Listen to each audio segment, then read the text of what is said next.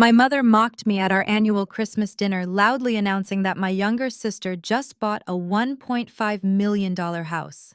She tossed a $25 coffee gift card across the table at me, laughing about my cramped downtown apartment and asking when I would finally get a real life. I simply smiled, slid the cheap plastic card back toward her plate, and replied that my life was already quite real. I just chose not to share it with people who only saw my value in a wedding ring.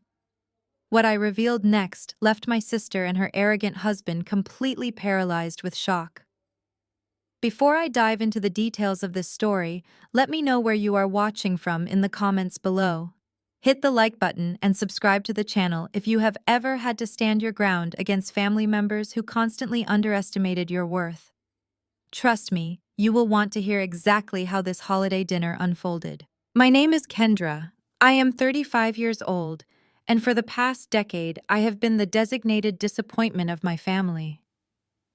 Growing up in a prominent African American neighborhood in Atlanta meant that appearances were absolutely everything to my mother, Brenda. Our home was always immaculate, filled with expensive art and suffocating expectations. But despite all my hard work, I was never the daughter she wanted to show off. That role belonged to my younger sister, Jasmine. At 32, Jasmine had perfected the art of looking the part without ever putting in the actual work. The air inside my parents' dining room this Christmas was thick with the scent of roasted turkey honey, glazed ham, and an overwhelming amount of smugness. The mahogany table was set with my mother's finest china, the plates we were only allowed to breathe near once a year. Jasmine sat across from me, wearing a designer silk blouse that I knew for a fact was bought on a credit card she could barely afford to pay the minimum balance on. Next to her sat her husband, Connor.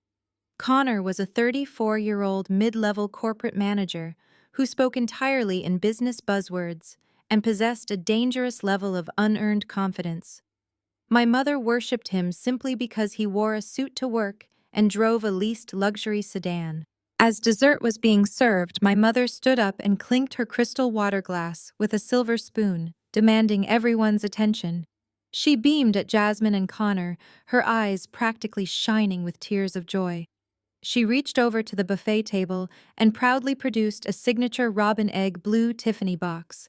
She slid the beautifully wrapped gift across the table, stopping perfectly in front of my sister.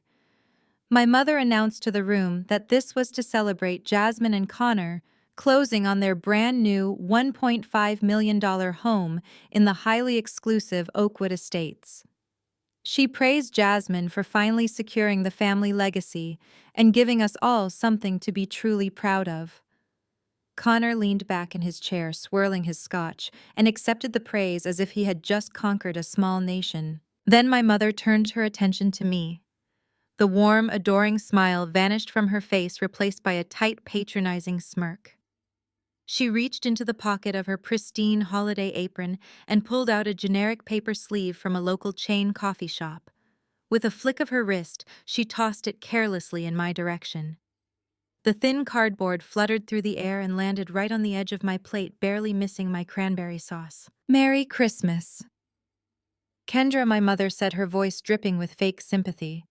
"It is a $25 gift card. I figured since you are 35, still single and stuck in that cramped downtown apartment, you could use the caffeine to keep up with those long hours at your little administrative job.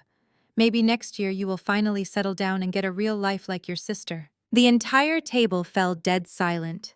My father Terrence stared intensely at his mashed potatoes, pretending he could not hear the blatant disrespect happening right in front of him. Jasmine let out a soft, muffled giggle, and Connor simply smirked, taking another slow sip of his drink. They all waited for me to react. They waited for me to shrink into my seat, to apologize for my existence, or to lose my temper so they could call me angry and bitter. I did not flinch. I did not raise my voice. I calmly reached out and picked up the cheap gift card. I wiped a tiny drop of condensation off the plastic, looked my mother dead in the eyes, and gently slid the card back across the long mahogany table. It came to a stop right next to the extravagant Tiffany box. I smiled and told my mother I appreciated the thought, but I had an espresso machine at home. I also gently reminded her that my cramped apartment was actually a 4,000 square foot penthouse suite overlooking the city skyline, a penthouse I had purchased in cash 5 years ago. My mother immediately rolled her eyes, letting out a loud, exaggerated sigh. She waved her hand dismissively, telling me that renting a box in the sky did not make me successful. She firmly stated that apartments do not build generational wealth, and that real wealth was land. Real wealth, she insisted, was what Connor and Jasmine were building at Oakwood Estates. She told me I should take notes instead of being defensive. I just kept smiling because she had absolutely no idea who she was talking to. To them, I was just Kendra, the college dropout. They never forgave me for leaving law school in my second year. What they refused to understand was that I did not drop out because I failed. I left because I realized I did not want to spend my life arguing over other people's money when I could be building my own empire. But in my mother's eyes, leaving a prestigious program to start a business was an unforgivable embarrassment. She spent the next decade treating me like a fragile charity case, assuming my quiet demeanor and long working hours meant I was struggling to survive. Jasmine, on the other hand, was the golden child. She followed the traditional path, went to a mediocre college, got a degree in communications, and married Connor. The truth was, Connor was a mid-level manager at a logistics firm, but he carried himself like he was the CEO of a Fortune 500 company. Sitting at that dining table watching them admire that little blue box, I felt a profound sense of detachment. I looked around the room at the expensive silk curtains my mother spent months choosing, and the perfectly polished silverware reflecting the glow of the Christmas tree. It was a beautiful house, but it was built on a foundation of severe emotional debt. Every compliment my mother gave Jasmine was a subtle dig at me. Every achievement Connor boasted about was used as a measuring stick to highlight my supposed failures. Connor set his glass down loudly, drawing my attention back to the present moment. He leaned across the table, his face flushed from the alcohol and the adoration of his mother-in-law. He looked at me with a condescending grin that made my blood run cold. He told me that Oakwood Estates was not just a neighborhood, it was a lifestyle investment. He practically shouted that it took a certain level of financial literacy to understand the market moves he was making. He said he knew I struggled with money management since I was still playing business owner downtown, but if I ever needed advice on how to secure a real mortgage, I should just give him a call. I slowly folded my linen napkin and placed it next to my plate. The sheer audacity of this man sitting at my parents' table lecturing me about financial literacy was almost too much to bear. I remembered clear as day when Jasmine called me hyperventilating 5 years ago because she had maxed out 4 credit cards to keep up appearances, and the debt collectors were calling her job. I was the one who quietly paid off her $30,000 balance so she would not lose her mind. I did it on the condition that she would never speak of it, and she happily obliged, easily pretending she had fixed the problem herself. Now here she was, sitting in her expensive silk blouse, nodding along as her husband insulted my intelligence. My mother chimed in again, eager to twist the knife. She told Connor not to waste his breath trying to explain complex real estate to me. She said I was too stubborn to accept help, and that I would rather live in my cramped little apartment than admit my sister had done better in life. I looked at the $25 gift card sitting next to the Tiffany box. It was the perfect physical representation of how my family viewed me. An afterthought, a cheap placation. I took a slow, deep breath, letting the familiar sting of their rejection wash over me and fade away. I had spent years crying in my childhood bedroom, begging for my mother's approval, trying to mold myself into the daughter she wanted. But standing on the balcony of my penthouse last night, looking out over the city I had conquered, I realized I no longer needed her validation. I did not need to scream or cry or prove my worth to people who were committed to misunderstanding me. I looked at Connor, who was still smiling that arrogant little smile. I asked him politely if Oakwood Estates was the new development out by the river. He puffed out his chest and confirmed it was, boasting that they had secured one of the premium corner lots. I nodded slowly, processing the information. I knew Oakwood Estates very well. In fact, I knew every single square inch of that property line, every zoning permit, and every financial backer involved in the project. But I kept my face perfectly neutral. I let them have their moment of manufactured glory. Because the truth about their beautiful new luxury home and the massive private loan they used to get it was about to surface, and it was going to tear this family apart. Connor let out a low, condescending chuckle that echoed slightly in the quiet dining room. He swirled the amber liquid in his crystal glass, taking a slow, deliberate sip of his expensive scotch, before resting his elbows heavily on the mahogany table. He looked at me with an expression of pure pity and offered me a job. He said that since Oakwood Estates was such a massive property, he and Jasmine were going to need an estate manager to handle the landscaping contractors, the pool maintenance, and the interior design deliveries. He smiled an oily, self-satisfied smile and said he would be willing to pay me $20 an hour. He claimed it would be a great opportunity for me to get out of my cramped apartment and finally see what real wealth looks like up close. Jasmine beamed at him, resting her manicured hand over his. She chimed in, adding that if I did a good job, they might even let me stay in the pool house over the weekends so I could enjoy the amenities. My mother Brenda nodded approvingly, telling me I should thank Connor for being so generous to offer a college dropout a position of such high responsibility.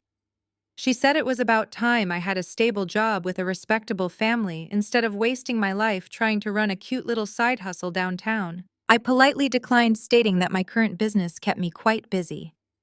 Connor waved his hand through the air, dismissing my statement entirely. Then he really got going.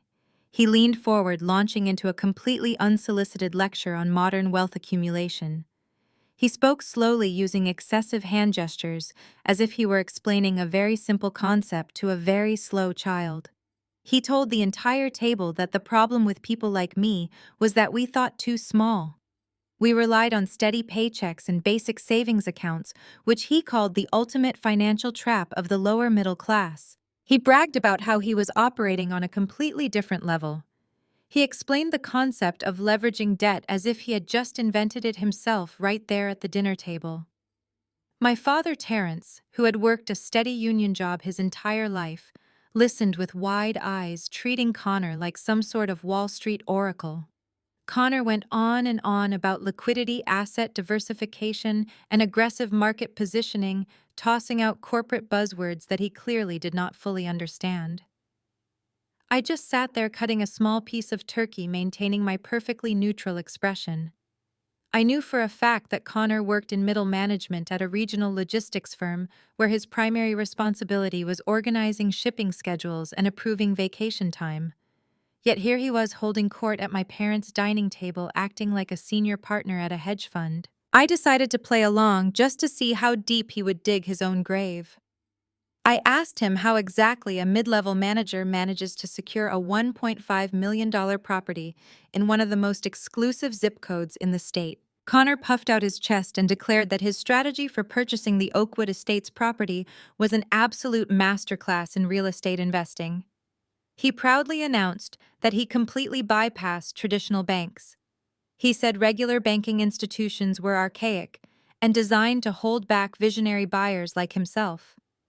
He confidently stated that big banks simply do not understand creative financing. He said their underwriting processes are far too rigid and they focus entirely too much on superficial metrics like credit scores, debt to income ratios, and base salary. According to Connor, only a fool would let a standard bank dictate their purchasing power or limit their potential. Instead, he bragged that he had taken his business elsewhere. He secured a massive adjustable rate mortgage from a highly exclusive boutique private lending firm. He emphasized the words boutique private lending firm as if they granted him automatic entry into a billionaire boys club. He claimed this firm recognized his high earning potential and offered him a specialized bridge loan with an adjustable interest rate that he planned to refinance once the property value skyrocketed. He explained that traditional banks had rejected his applications because they were run by small-minded bureaucrats who lacked the vision to see the big picture. This private firm, however, saw him as a prime investor.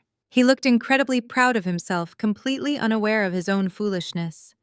He was sitting there bragging about accepting a predatory high-interest loan that compounded quarterly.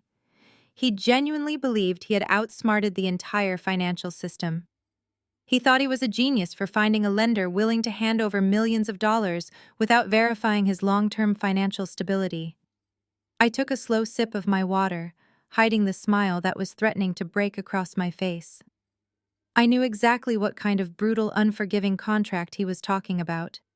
I knew every single hidden penalty fee, every aggressive default clause, and every strict collateral requirement buried in the fine print of that loan. I knew it because my company designed those specific high-risk contracts for people exactly like Connor. People whose arrogance blinded them to the reality of what they were signing. I was still holding my water glass watching Connor bask in his own manufactured glory when Jasmine decided to insert herself back into the conversation. She must have noticed that I was not sufficiently awestruck by her husband. Her smile tightened, and she leaned forward, resting her chin on her perfectly manicured hands. She looked at me with that familiar mix of pity and condescension she had perfected since we were teenagers. "You know Kendra, Connor is just trying to help you," Jasmine said, her voice dripping with artificial sweetness. "There is absolutely no need to be so defensive just because you do not understand how high-level finance works. We all know you struggled after you dropped out of law school. It is perfectly fine that financial literacy is not your strong suit. Not everyone is cut out for the corporate world. But you should really humble yourself and listen to someone who actually knows how to build a real estate portfolio." She glanced around the table, seeking validation from my parents. My mother nodded in agreement, while my father kept his eyes firmly fixed on his plate. Jasmine turned her attention back to me, looking incredibly pleased with herself. She actually believed she had the upper hand. She actually believed her husband was the financial savior of our family. I carefully set my water glass down on the coaster. I looked at Jasmine and let the silence stretch for a few seconds, allowing her words to hang in the air. Then I spoke, my voice completely flat and devoid of emotion. "I did not drop out of law school because I was struggling, Jasmine," I replied smoothly. "I left in my second year because I realized my time was better spent building my own equity rather than reading case studies about other people doing it.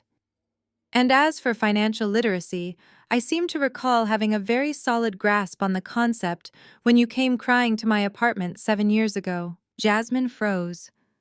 The smug smile vanished from her face instantly, replaced by a look of sheer panic. Her eyes darted toward Connor, who was suddenly frowning in confusion. She swallowed hard and tried to force a laugh. "I do not know what you are talking about, Kendra," she stammered. "You are just making things up to deflect from the conversation. I am talking about the $30,000 in credit card debt you racked up trying to keep up appearances before you even met Connor," I said, speaking clearly so every single person at the table could hear me. "I am talking about the 4 maxed-out retail cards and the collection agency that was threatening to garnish your wages. I am talking about the fact that you were weeks away from filing for bankruptcy at 25 years old." Connor slowly turned his head to look at his wife. "What $30,000? He asked, his voice tight. "You told me you had perfect credit when we met. You told me you never carried a balance." Jasmine's face turned a deep shade of crimson. She opened her mouth to speak, but no words came out. She looked at our mother, pleading silently for a rescue. I did not let her off the hook. "I wrote the check that cleared your name, Jasmine." I continued, refusing to break eye contact with her.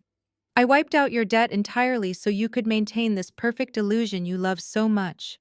I did it quietly, and I never asked you to pay me back. So please do not sit at this table wearing a blouse you probably charged to another hidden credit card and lecture me about financial literacy." The dining room fell completely silent. The only sound was the faint hum of the refrigerator in the kitchen. Connor looked horrified. His perfect, polished wife suddenly had a very messy financial history that she had actively hidden from him. Jasmine looked like she was going to cry. She shrank back into her chair, humiliated and exposed. That was when my mother lost her mind. Brenda slammed her hand down on the solid mahogany table with such force that the crystal glasses rattled and the silverware clattered against the fine china. Her face was contorted with absolute fury. She glared at me as if I were a stranger who had broken into her home. "That is enough, Kendra," she practically screamed. How dare you sit at my table on Christmas and bring up ancient history just to embarrass your sister? You are so toxic and bitter. You cannot stand to see Jasmine happy, so you try to tear her down with these spiteful little lies. I did not lie, I replied calmly. The bank statements are still in my filing cabinet. Would you like me to go get them? My mother stood up, her chair scraping loudly against the hardwood floor. She pointed a trembling finger at me. You always do this. You throw your little bits of saved up money around to make people feel small. Jasmine made a mistake when she was young, but she learned from it. Now she and Connor are building a real future. They are taking visionary risks that secure a legacy for this family. A legacy you know absolutely nothing about, living alone in your little apartment doing secretarial work. I looked up at her, refusing to back down. Securing a legacy with an adjustable rate loan from a predatory private lender is not a vision, Mom, I said sharply. It is a financial suicide mission. If Connor actually read the contract he signed, he would know that firm requires massive liquid assets to back up their loans. Assets Connor does not have. My mother let out a sharp, cruel laugh. It was a sound that sent a sudden chill down my spine. She looked down at me with a triumphant gleam in her eyes, ready to play her winning card. She wanted to crush my perceived high ground and prove once and for all that Jasmine and Connor were the superior forces in this family. Connor does not need to prove his assets to anyone because your father and I already took care of it, she announced proudly. We believe in Connor's vision so much that we provided the collateral ourselves. We signed over the deed to this house as collateral for his private loan. The air in the room instantly evaporated. I stopped breathing. I stared at my mother, unable to comprehend the words that had just left her mouth. I slowly turned my head to look at my father, Terence. He was staring down at his lap, his shoulders slumped, looking like a defeated man. He had let her do it. He had actually let her do it. This was not just any house. This was the house Big Mama, my great-grandmother, had worked her entire life cleaning other people's homes to afford. It was the anchor of our family, completely paid off and rich with our history. And my mother, driven by her obsession with status and her blind favoritism toward Jasmine, had just handed the deed over to Connor. She had bet our entire generational foundation on a white-collar illusion. A heavy, suffocating silence settled over the dining table as the sheer magnitude of her confession hung in the air. My mother stood tall, looking incredibly proud of her sacrifice, completely unaware that she had just handed the executioner a loaded weapon. I set my silver fork down on the edge of my porcelain plate. The sharp metallic clink echoed through the dining room, sounding like a gavel striking a judge's block. I completely lost my appetite. The roasted turkey and honey-glazed ham suddenly looked like ash. I turned my head slowly and looked directly at my father. I stared at him, waiting for him to lift his head, waiting for him to look his eldest daughter in the eye and explain how he could have allowed this to happen. "Dad," I said, my voice low and steady. "Tell me she is lying. Tell me you did not sign away Big Mama's house for a bridge loan." My father, Terence, physically shrank in his chair. He was a man who had worked hard his entire life, but he had spent the last 30 years bowing to my mother's every demand just to keep the peace. He finally looked up at me, but his eyes were filled with a pathetic mixture of shame and defensive anger. He nervously adjusted his collar and muttered that it was not as simple as I was making it sound. He claimed Connor had showed them a brilliant prospectus outlining guaranteed returns. He mumbled something about how property values in Oakwood Estates were projected to skyrocket, and how it was a foolproof short-term investment that would benefit the entire family. "You gave away a fully paid-off historic property that survived redlining and 3 economic recessions for a speculative short-term investment," I asked, feeling a cold knot form in my stomach. "You risked the only true piece of generational wealth we have on a man who does not even own the house he currently lives in." Before my father could formulate another weak excuse, my mother stepped in, aggressively shielding him and Connor from my judgment. She leaned across the table, pointing her finger directly at my face. "Do not you dare speak to your father in that tone, Kendra," she snapped, her voice rising to a shrill pitch. "We made a choice for the future of this family. Jasmine is the only one providing us with a real future. She is building a home where we can host holidays, a place with enough room for our future grandchildren. She is elevating the family name. What have you given us to invest in? A secretarial job and a downtown apartment. Jasmine and Connor are actually going somewhere, and family protects family. I looked at my sister. Jasmine was sitting up perfectly straight, looking like a victorious queen on a very fragile throne. She actually looked proud that our parents had jeopardized their retirement and their home just to fund her luxury lifestyle. She lacked the basic human empathy required to understand the massive risk they had taken for her vanity. I took a deep breath, pushing the emotional betrayal aside. I needed to shift my focus from the sheer audacity of my family to the clinical reality of the financial transaction. I am a businesswoman first and foremost, and the math they were describing was fundamentally flawed. I turned my attention away from my parents and locked eyes with Connor. He was still wearing that smug, self-satisfied grin, completely oblivious to the fact that he was sitting in the crosshairs of someone who built financial systems for a living. Connor, I said, my voice dropping to a dangerously calm register. Let us put family loyalty aside for a moment and talk about the logistics of this loan.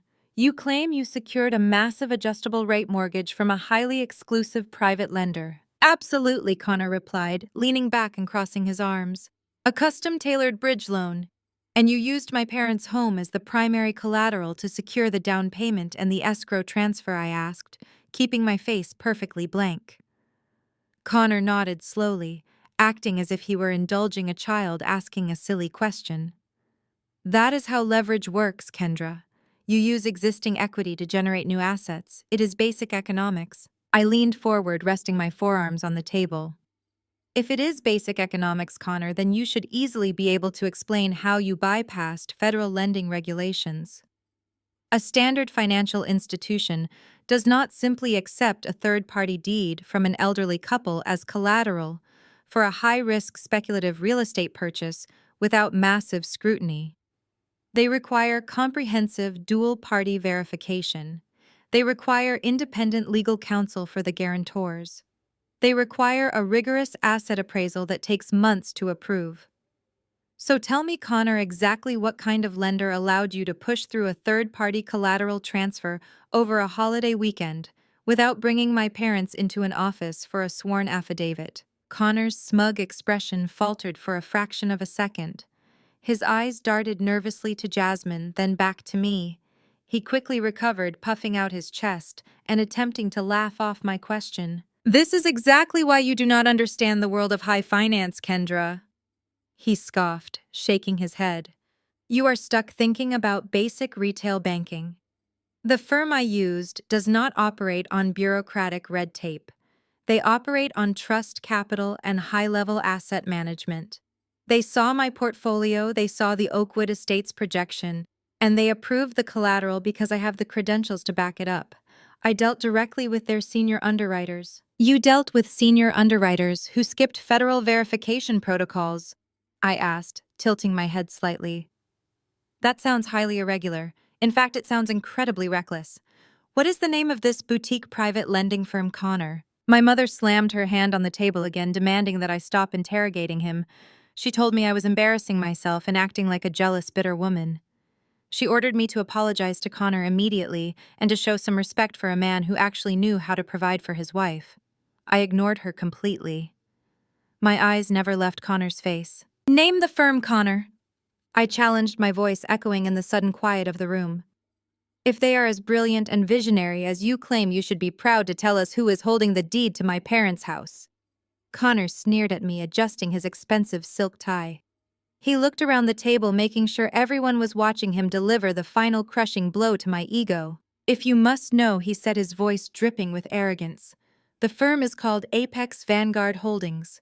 They are an exclusive private equity and real estate holding company based right here in the city. They manage billions in assets, and they chose to back me. So please keep your amateur opinions to yourself. The dining room fell silent once more.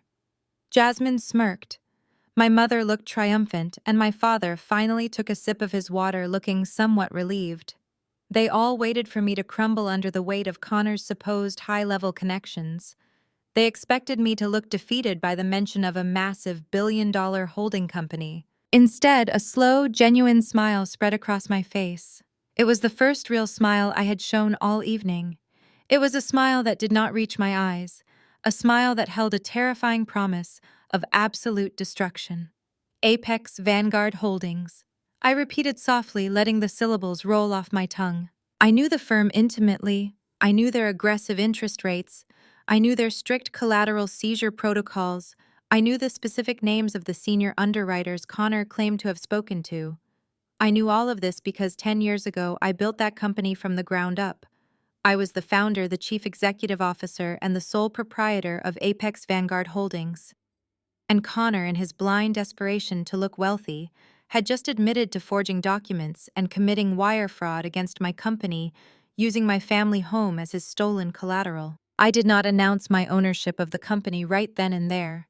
I wanted to see exactly how deep Connor was willing to dig his own grave before I pushed him into it.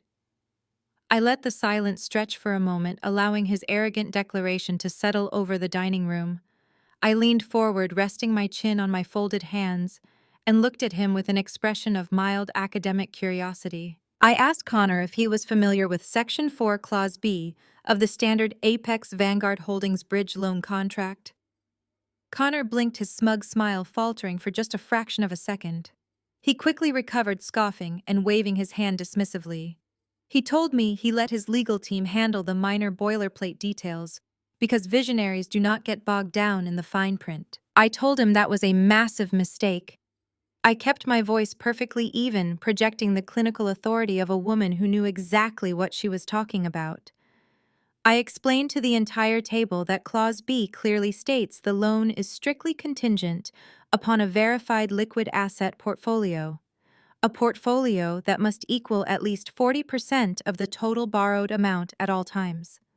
I asked Connor how he managed to prove that level of liquidity to an underwriter when he just financed a luxury sedan last month and his wife was still recovering from a mountain of retail debt. Connor adjusted his collar, his face suddenly flushing a deep shade of red. He opened his mouth to speak, but I did not give him the chance. I kept going, systematically dismantling his financial illusion piece by piece. I recited the exact penalty clauses I had personally drafted a decade ago. I told the table that Apex Vanguard uses a highly aggressive quarterly compounding interest structure. I explained that this meant his supposedly favorable introductory rate was a trap designed to skyrocket by the ninth month, effectively doubling his monthly payments.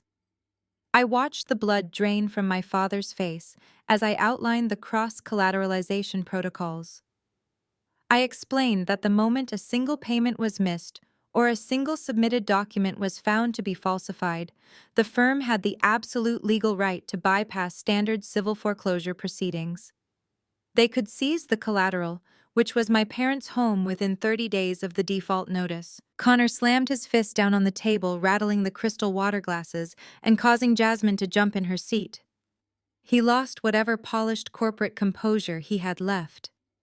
The vein in his forehead bulged as he pointed a shaking finger at me. He yelled that I was nothing but a jealous, bitter spinster. He shouted that I had absolutely no idea how high-level private equity worked, and that I was just regurgitating financial jargon. I read on the internet to sound important. He told me I was sitting in my lonely downtown apartment reading business blogs because I had no man to keep me warm at night. He called me pathetic for trying to ruin his family celebration just because I was miserable in my own empty life. He insisted that his assets were perfectly secure and that Apex Vanguard practically begged him to take their money. Jasmine nodded vigorously, her eyes shooting daggers at me. She reached out and rubbed Connor's arm, agreeing with every cruel, misogynistic word her husband just spat in my direction. Then my mother decided it was her turn to attack. Brenda stood up, her chair scraping violently against the hardwood floor. Her face was twisted with indignation and misplaced righteous anger. She pointed her manicured finger directly at my face and told me that I had always been the toxic element in this family. She shouted that I was too independent, too stubborn, and entirely too arrogant for my own good. She said I thought I was better than everyone else, just because I lived downtown and refused to follow tradition. My mother proudly declared that Jasmine was a good daughter because she listened to her elders. She praised Jasmine for understanding the value of family, for finding a strong man to lead her, and for allowing the people who truly loved her to guide her decisions.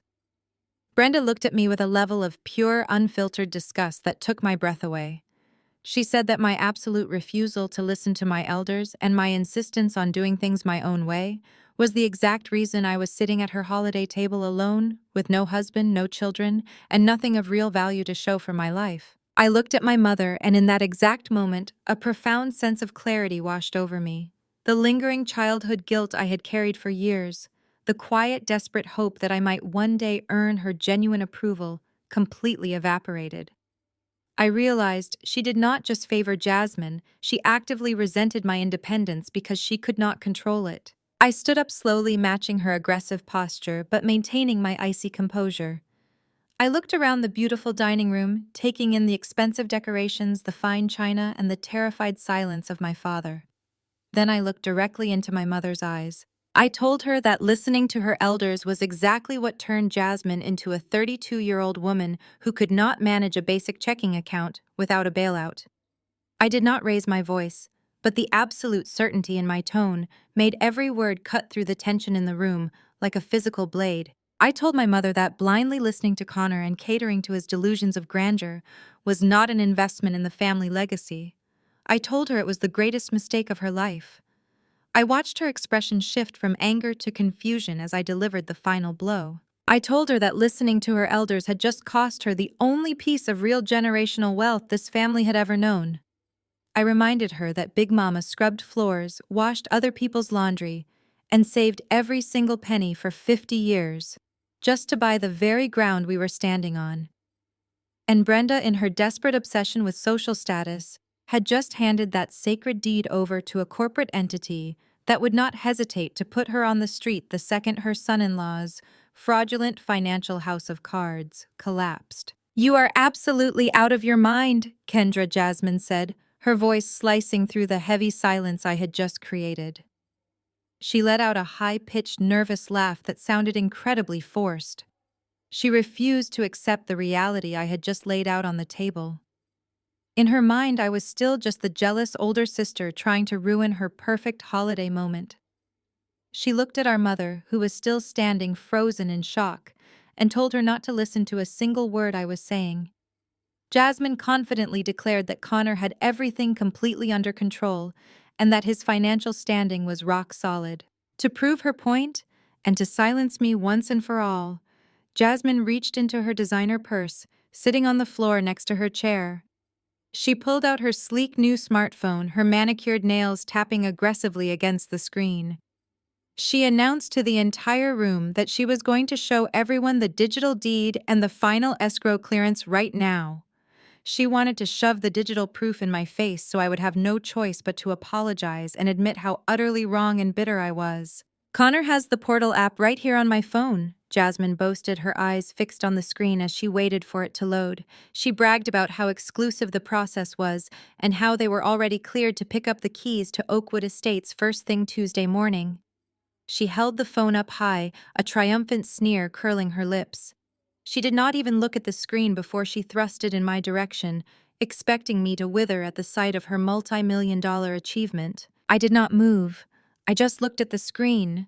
I did not even have to lean in to read it.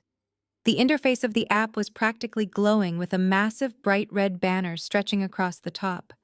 The bold white text inside the red box was undeniable and absolute. Payment failed. Escrow transfer denied. Account frozen. I kept my face perfectly neutral, but a deep sense of satisfaction settled into my chest. I watched Jasmine's triumphant sneer slowly fade as she noticed my complete lack of a reaction. Frowning in confusion, she pulled the phone back toward herself to see what I was looking at. Her eyes landed on the bright red banner. The color instantly drained from her face, leaving her looking pale and suddenly very fragile. Her mouth opened slightly, but no sound came out. She tapped the screen frantically, thinking it was some kind of visual error or that she had pressed the wrong button. She refreshed the application. The screen loaded again, and the exact same red banner flashed back up, glaring at her with cold digital finality. "What does this mean?" Jasmine whispered, her voice trembling. She looked over at Connor, her eyes wide with sudden panic. Connor, why is it saying the payment failed? Why does it say frozen? The dining room temperature seemed to drop 20 degrees in an instant. Connor turned his head to look at the phone. For a split second, I saw the absolute terror in his eyes. The smug, arrogant mask he had worn all evening completely shattered. His face turned a sickly shade of gray, and a thick bead of sweat instantly materialized at his hairline. He practically lunged across his chair, his hands shaking as he snatched the device right out of his wife's hands. He stared at the screen, and his breathing became shallow and erratic. I watched his mind race desperately, trying to construct a lie fast enough to cover up the gaping hole in his story. He aggressively cleared his throat, running a trembling hand through his perfectly styled hair. He forced a loud, booming laugh that sounded more like a bark of panic than actual amusement. "It is nothing," Connor stammered, his voice cracking slightly. "It is absolutely nothing, Jasmine. Just a routine bank server glitch. You know how these automated systems get over the holiday weekend." He looked around the table, trying to project his usual unwarranted confidence, but his body language was betraying him completely. He wiped the sweat from his forehead with his linen napkin and started pacing right there in the dining room. He began throwing out corporate financial buzzwords at lightning speed, hoping to confuse my parents into believing him. He claimed the Federal Reserve was doing scheduled holiday maintenance on their automated clearinghouse wires. He insisted that massive multi-million-dollar transfers always get flagged for manual review during Christmas because of the high volume of retail transactions. He looked at my father Terrence, who was now clutching the edge of the table with white knuckles. Connor aggressively assured him that the money was sitting right there in his account, totally safe, and that the system simply needed to reboot on Tuesday morning for the green light to show up. My mother, desperately wanting to believe him, nodded along eagerly. She told Jasmine to take a deep breath and said that Connor clearly knew what he was talking about. She glared at me again, as if the red notification on the phone was somehow my fault. She told me I should be ashamed of myself for creating such a tense environment, that we were jumping at the sight of a simple tech glitch. But Jasmine was not buying it. For the first time all evening, the illusion of her perfect life had cracked, and she was terrified. She reached for the phone again, but Connor pulled it out of her reach, shoving it deep into his suit pocket. He told her sharply to leave it alone and to stop acting hysterical over a computer error. His tone was dismissive and harsh, a stark contrast to the loving husband routine he had been playing since they arrived. I sat back in my chair watching him squirm. He was sweating so profusely now that his silk collar was damp. He kept glancing nervously at the front door, as if he expected the authorities to kick it down at any second. I knew the truth. There was no server glitch. There was no Federal Reserve holiday maintenance. The system had not made a mistake. Apex Vanguard Holdings operates on an entirely proprietary internal ledger. The automated system had simply performed its standard 72-hour pre-closing sweep. It swept Connor's listed accounts and found them completely devoid of the required liquid assets. It then triggered an immediate freeze on the escrow transfer to protect the company. The red banner was not a delay. It was a digital death sentence for his fraudulent transaction. And watching him lie to his wife and my parents, sweating through his expensive suit, I knew it was only a matter of minutes before the rest of his pathetic house of cards came crashing down entirely. The heavy silence in the dining room was palpable. Connor was still breathing heavily, his hand gripping his phone inside his suit pocket as if his life depended on it. My mother Brenda could not stand the sudden shift in the atmosphere. She despised the fact that the golden spotlight had been violently ripped away from Jasmine and Connor. More than anything, she hated that I was sitting there perfectly calm, sipping my water, while her chosen son-in-law looked like he was about to pass out. She needed to reassert her dominance. She needed to put me back in my designated place at the bottom of the family hierarchy. Brenda aggressively cleared her throat and clapped her hands together sharply, forcing a bright, artificial smile onto her face. She declared that we had wasted enough time talking about boring banking logistics and imaginary computer glitches. She announced that it was Christmas, and we needed to focus on the joy of Jasmine's new chapter. Then she turned her piercing gaze directly onto me, Her smile vanished instantly, replaced by a cold, calculating stare. She told me that since I was so confident in my financial independence, it was time I actually contributed to the family. She said that Jasmine and Connor were going to need a substantial amount of money to properly furnish a $1.5 million home. They needed custom window treatments, imported Italian leather sofas, and a professional landscape architect to maintain the massive backyard. My mother crossed her arms and stated that as the older sister who had no husband, no children, and absolutely no real responsibilities, it was my duty to step up. She looked me dead in the eye and demanded that I write a check for $20,000 right then and there. She called it a mandatory family contribution. She raised her voice, lecturing me about how much they had sacrificed to raise me. She listed off everything they had ever bought me, from my braces in middle school to the used car they helped me finance when I was 19. She told the entire table that I owed this family a massive debt, and that writing this check was the absolute bare minimum I could do to repay them for dealing with my stubbornness all these years. Terrence shifted uncomfortably in his seat, staring down at his plate, but he did not dare utter a single word of defense for me. Jasmine, who had been practically hyperventilating just moments ago, suddenly sat up straight. The color returned to her cheeks, and a nasty, triumphant grin spread across her face. She loved this. She loved watching our mother publicly extort me to fund her luxury lifestyle. She looked at me expectantly, waiting for me to argue, waiting for me to refuse so she could play the victim and call me a selfish, bitter woman. Connor let out a shaky breath, wiping the sweat from his upper lip. He looked incredibly relieved that the attention was finally off his catastrophic financial failure and back onto my supposed shortcomings. I did not argue. I did not raise my voice or defend my independence. I simply maintained absolute, unbroken eye contact with my mother. I slowly reached down into my leather handbag resting on the floor beside me. I pulled out a sleek black checkbook and a heavy gold fountain pen. The room went completely still. The only sound was the soft click of my pen cap being removed. I smoothed the checkbook flat on the mahogany table right next to my untouched dinner plate. I clicked the pen and began to write. I wrote out the date, the name Jasmine Davis, and the exact amount of $20,000. I wrote it out in large, clear script, making sure the ink settled perfectly into the paper. I signed my name at the bottom with a smooth, practiced flourish. I tore the check from the booklet with a sharp, crisp sound that echoed in the quiet room. I placed the pen down and picked up the small piece of paper. I looked at my mother, who was watching me with a mixture of shock and extreme satisfaction. She actually thought she had won. She thought she had bullied me into submission. I extended my arm and slowly slid the check across the smooth surface of the table.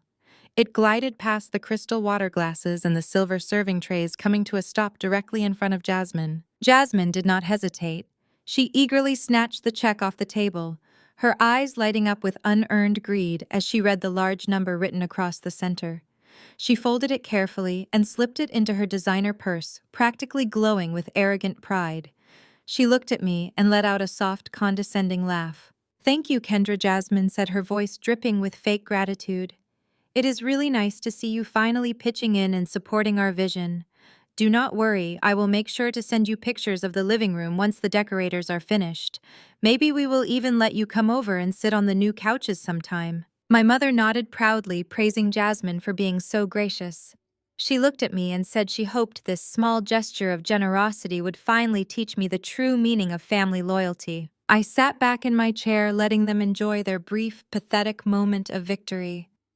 I let Jasmine savor the feeling of holding a $20,000 check she did nothing to earn. I looked at the three of them, my mother, my sister, and her fraudulent husband, all sitting there completely blind to the reality of their situation. "You are very welcome, Jasmine," I said, my voice completely smooth and devoid of any anger. "You should take that check to your bank first thing Tuesday morning. You can deposit it right away." I paused, leaning slightly forward and shifting my gaze away from my sister. I locked eyes directly with Connor. He flinched instinctively, as if I had physically struck him. "I guarantee you, my check will clear immediately," I stated calmly, letting the words hang heavily in the air. I smiled a cold, calculated smile. "But tell me, Connor, Will your initial escrow wire do the same? The moment the question left my lips, Connor snapped. He pushed himself away from the table with such violent force that his heavy wooden chair tipped backward and crashed onto the hardwood floor. The sound echoed like a gunshot in the tense dining room. He stood towering over the table, his fists clenched at his sides and his chest heaving under his expensive silk shirt. The smug, confident facade he had worn all evening was completely gone, replaced by the frantic energy of a cornered animal. "What is that supposed to mean?" he demanded, his voice cracking with a mixture of rage and terror. He pointed a trembling finger at me. "What are you implying, Kendra?" My mother gasped, pulling her hands back to her chest. She immediately jumped to Connor's defense, shouting my name and ordering me to stop this ridiculous interrogation. Jasmine grabbed Connor's arm, trying to pull him back down to his seat, telling him to ignore me because I was obviously just trying to ruin their celebration. But Connor did not sit down. His eyes were locked on mine, searching desperately for any sign that I was bluffing. I was not bluffing, and I did not break eye contact. I remained perfectly still, sitting in my chair, with my hands neatly folded in my lap. "I am not implying anything, Connor," I replied, my voice maintaining the calm, steady cadence of a woman who held all the cards. "I am stating a fact. I am asking if your massive private loan is going to clear the escrow account managed by Gregory Harrison over at Vanguard Title and Escrow." Connor's breath hitched. The mention of the specific escrow agent's name hit him like a physical blow. He blinked rapidly, his mind clearly scrambling to figure out how I possessed that information. He had spent the entire evening painting me as a clueless administrative assistant, completely detached from the world of high finance. Hearing me name drop the exact financial officer handling his multi-million-dollar transaction shattered that illusion instantly. But I was not finished. I decided to press the advantage and completely dismantle whatever remaining credibility he had in that room. "And since you are such a visionary investor, Connor," I continued, "I assume you are fully aware of the pending zoning dispute on your specific property. Lot 42, correct? The one with the beautiful western property line that currently encroaches on a protected municipal drainage easement." Jasmine frowned deeply, looking up at her husband. "Connor, what is she talking about?" Jasmine asked, her voice laced with sudden anxiety. "What zoning dispute? You said the property was completely clear and ready for move-in." Connor opened his mouth to answer, but no words came out. He was completely paralyzed. The zoning issue was a highly confidential dispute between the developers and the city planning committee. It was a minor legal hurdle that was being quietly resolved behind closed doors to avoid spooking potential buyers. It was not public record. It was not something a person could simply find by running a basic internet search. The only people who knew about the Lot 42 easement violation were the city engineers, the lead developers, and the financial backers who owned the project. I watched the realization slowly wash over Connor's flushed face. He realized that I was not guessing.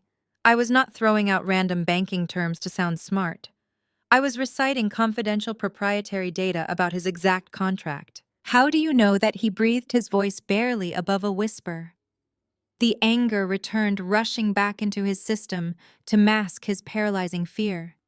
He slammed his hands down onto the dining table, leaning aggressively toward me. "How do you know about the easement? Who have you been talking to?" My father Terrence finally found his voice. He looked between me and Connor, his face pale with dread. "Kendra, what is going on here?" he asked softly. "How do you know so much about his house?"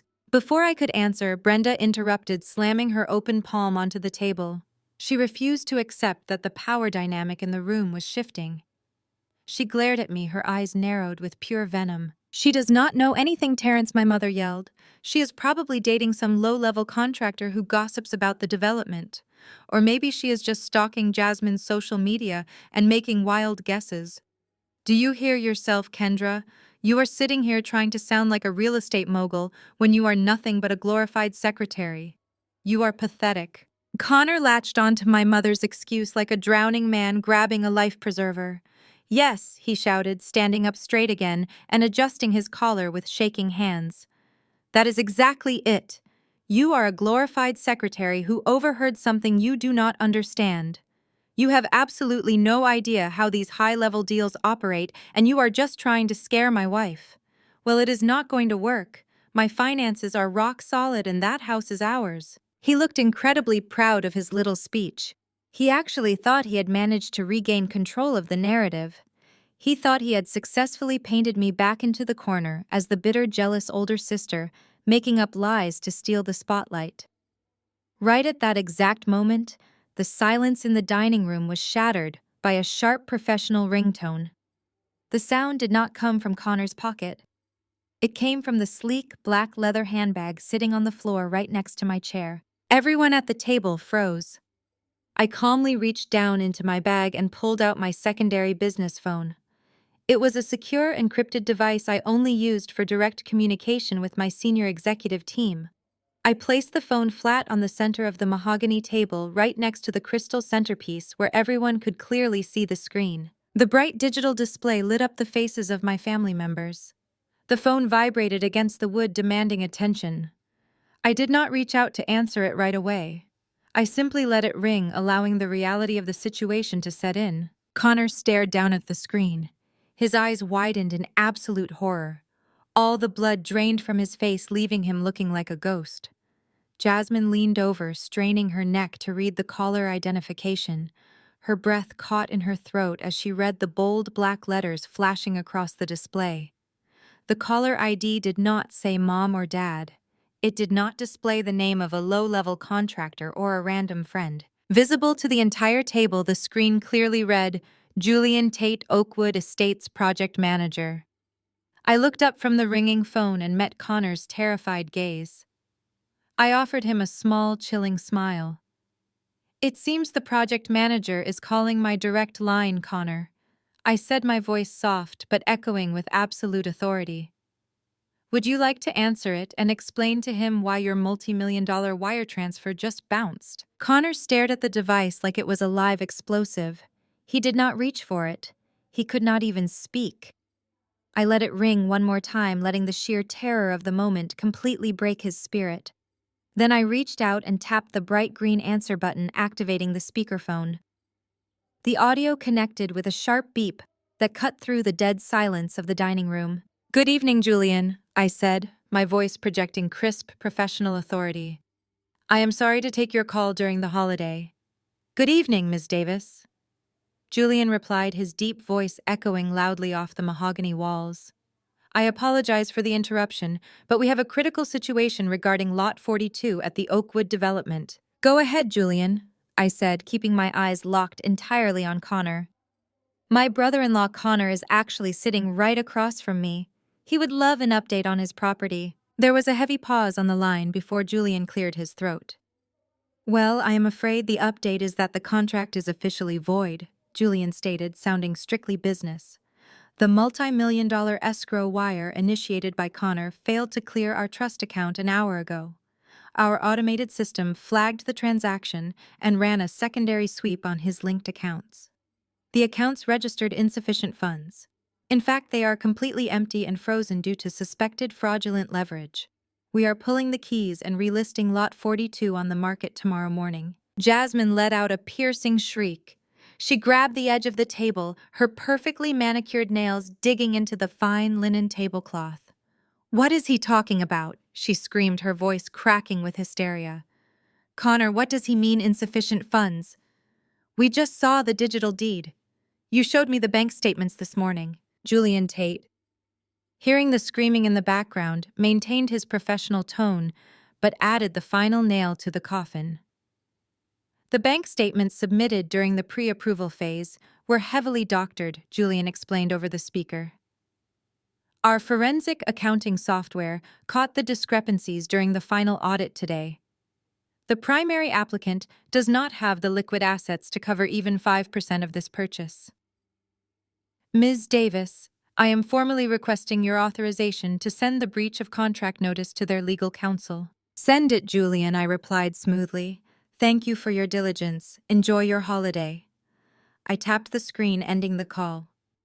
The dining room plunged back into a suffocating silence, but the energy had shifted completely. The perfectly constructed facade of the golden couple had just been detonated in front of an audience. Jasmine leaped out of her chair, knocking her expensive wineglass over. The dark red liquid spilled across the white tablecloth, looking like a fresh wound. She grabbed Connor's shoulders and shook him violently. "Tell me he is lying, Connor," she demanded, her face streaked with sudden tears. "Tell me that man is crazy. Where is the money? Where is the money for our house?" Connor sat completely frozen. He did not try to comfort his wife. He did not puff out his chest or throw around big financial words to confuse the room. His shoulders slumped forward, and he buried his face in his hands.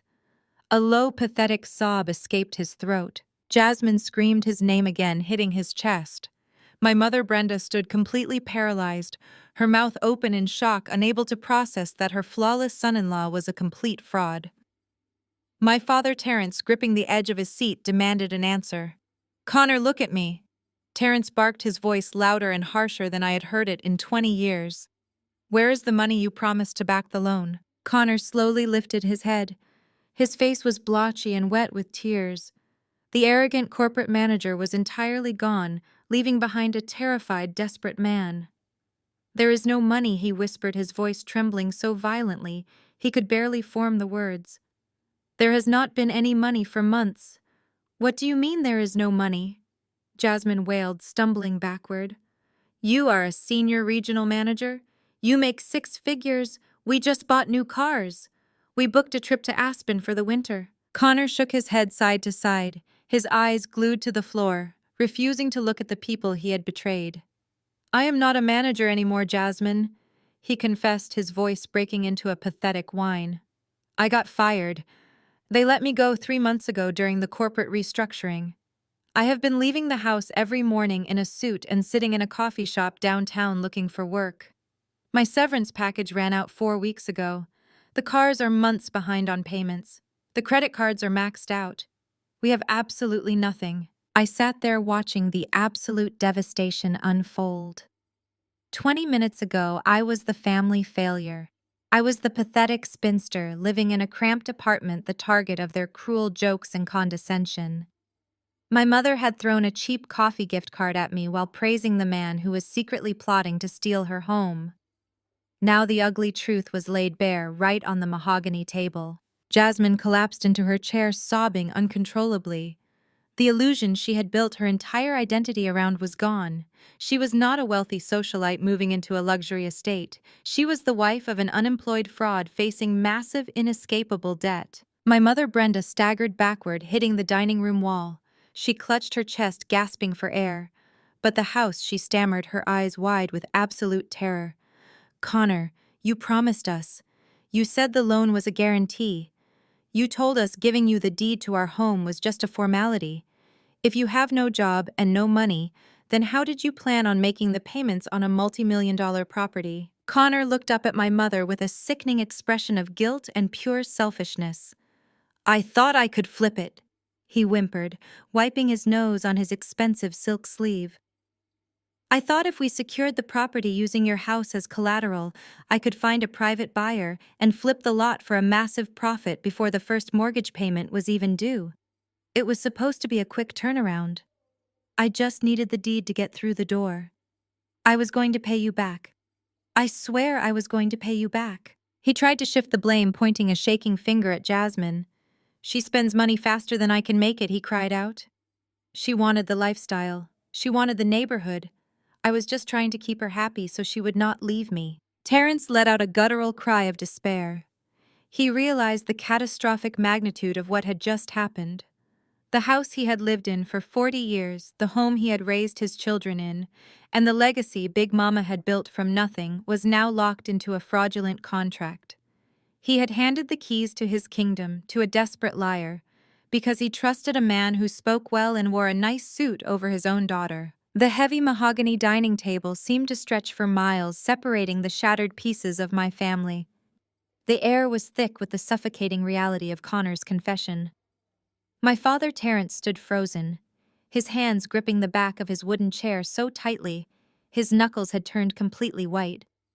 He was a man who had spent his entire life avoiding conflict, taking the path of least resistance and allowing my mother to dictate the family dynamics. He had let her treat me like a disappointment, while blindly worshipping a son-in-law who possessed nothing but a tailored suit and a confident vocabulary. Now the devastating cost of that passivity was crashing down on him all at once. Terrence slowly walked around the table, his eyes locked entirely on Connor. He ignored Jasmine's hysterical sobbing and my mother's frantic gasping. He stopped just a few feet away from the man he had trusted with our generational wealth. "I do not understand Connor," my father said, his voice dropping to a dangerously low and gravelly whisper. "I read the initial paperwork you brought to this house. Brenda and I read it together. It was a preliminary guarantee. It explicitly stated that our exposure was capped at $200,000. It was supposed to be a fractional collateral hold, just to help you secure a better interest rate. How does a boutique private lending firm have the legal authority to seize the entire deed to my home?" Connor refused to look up. He kept his face buried in his hands, his shoulders shaking with pathetic quiet sobs. The expensive silk tie he had adjusted with such arrogance just an hour ago was now loosened and stained with his own tears. He looked small, weak, and entirely stripped of his unearned confidence. "Look at me!"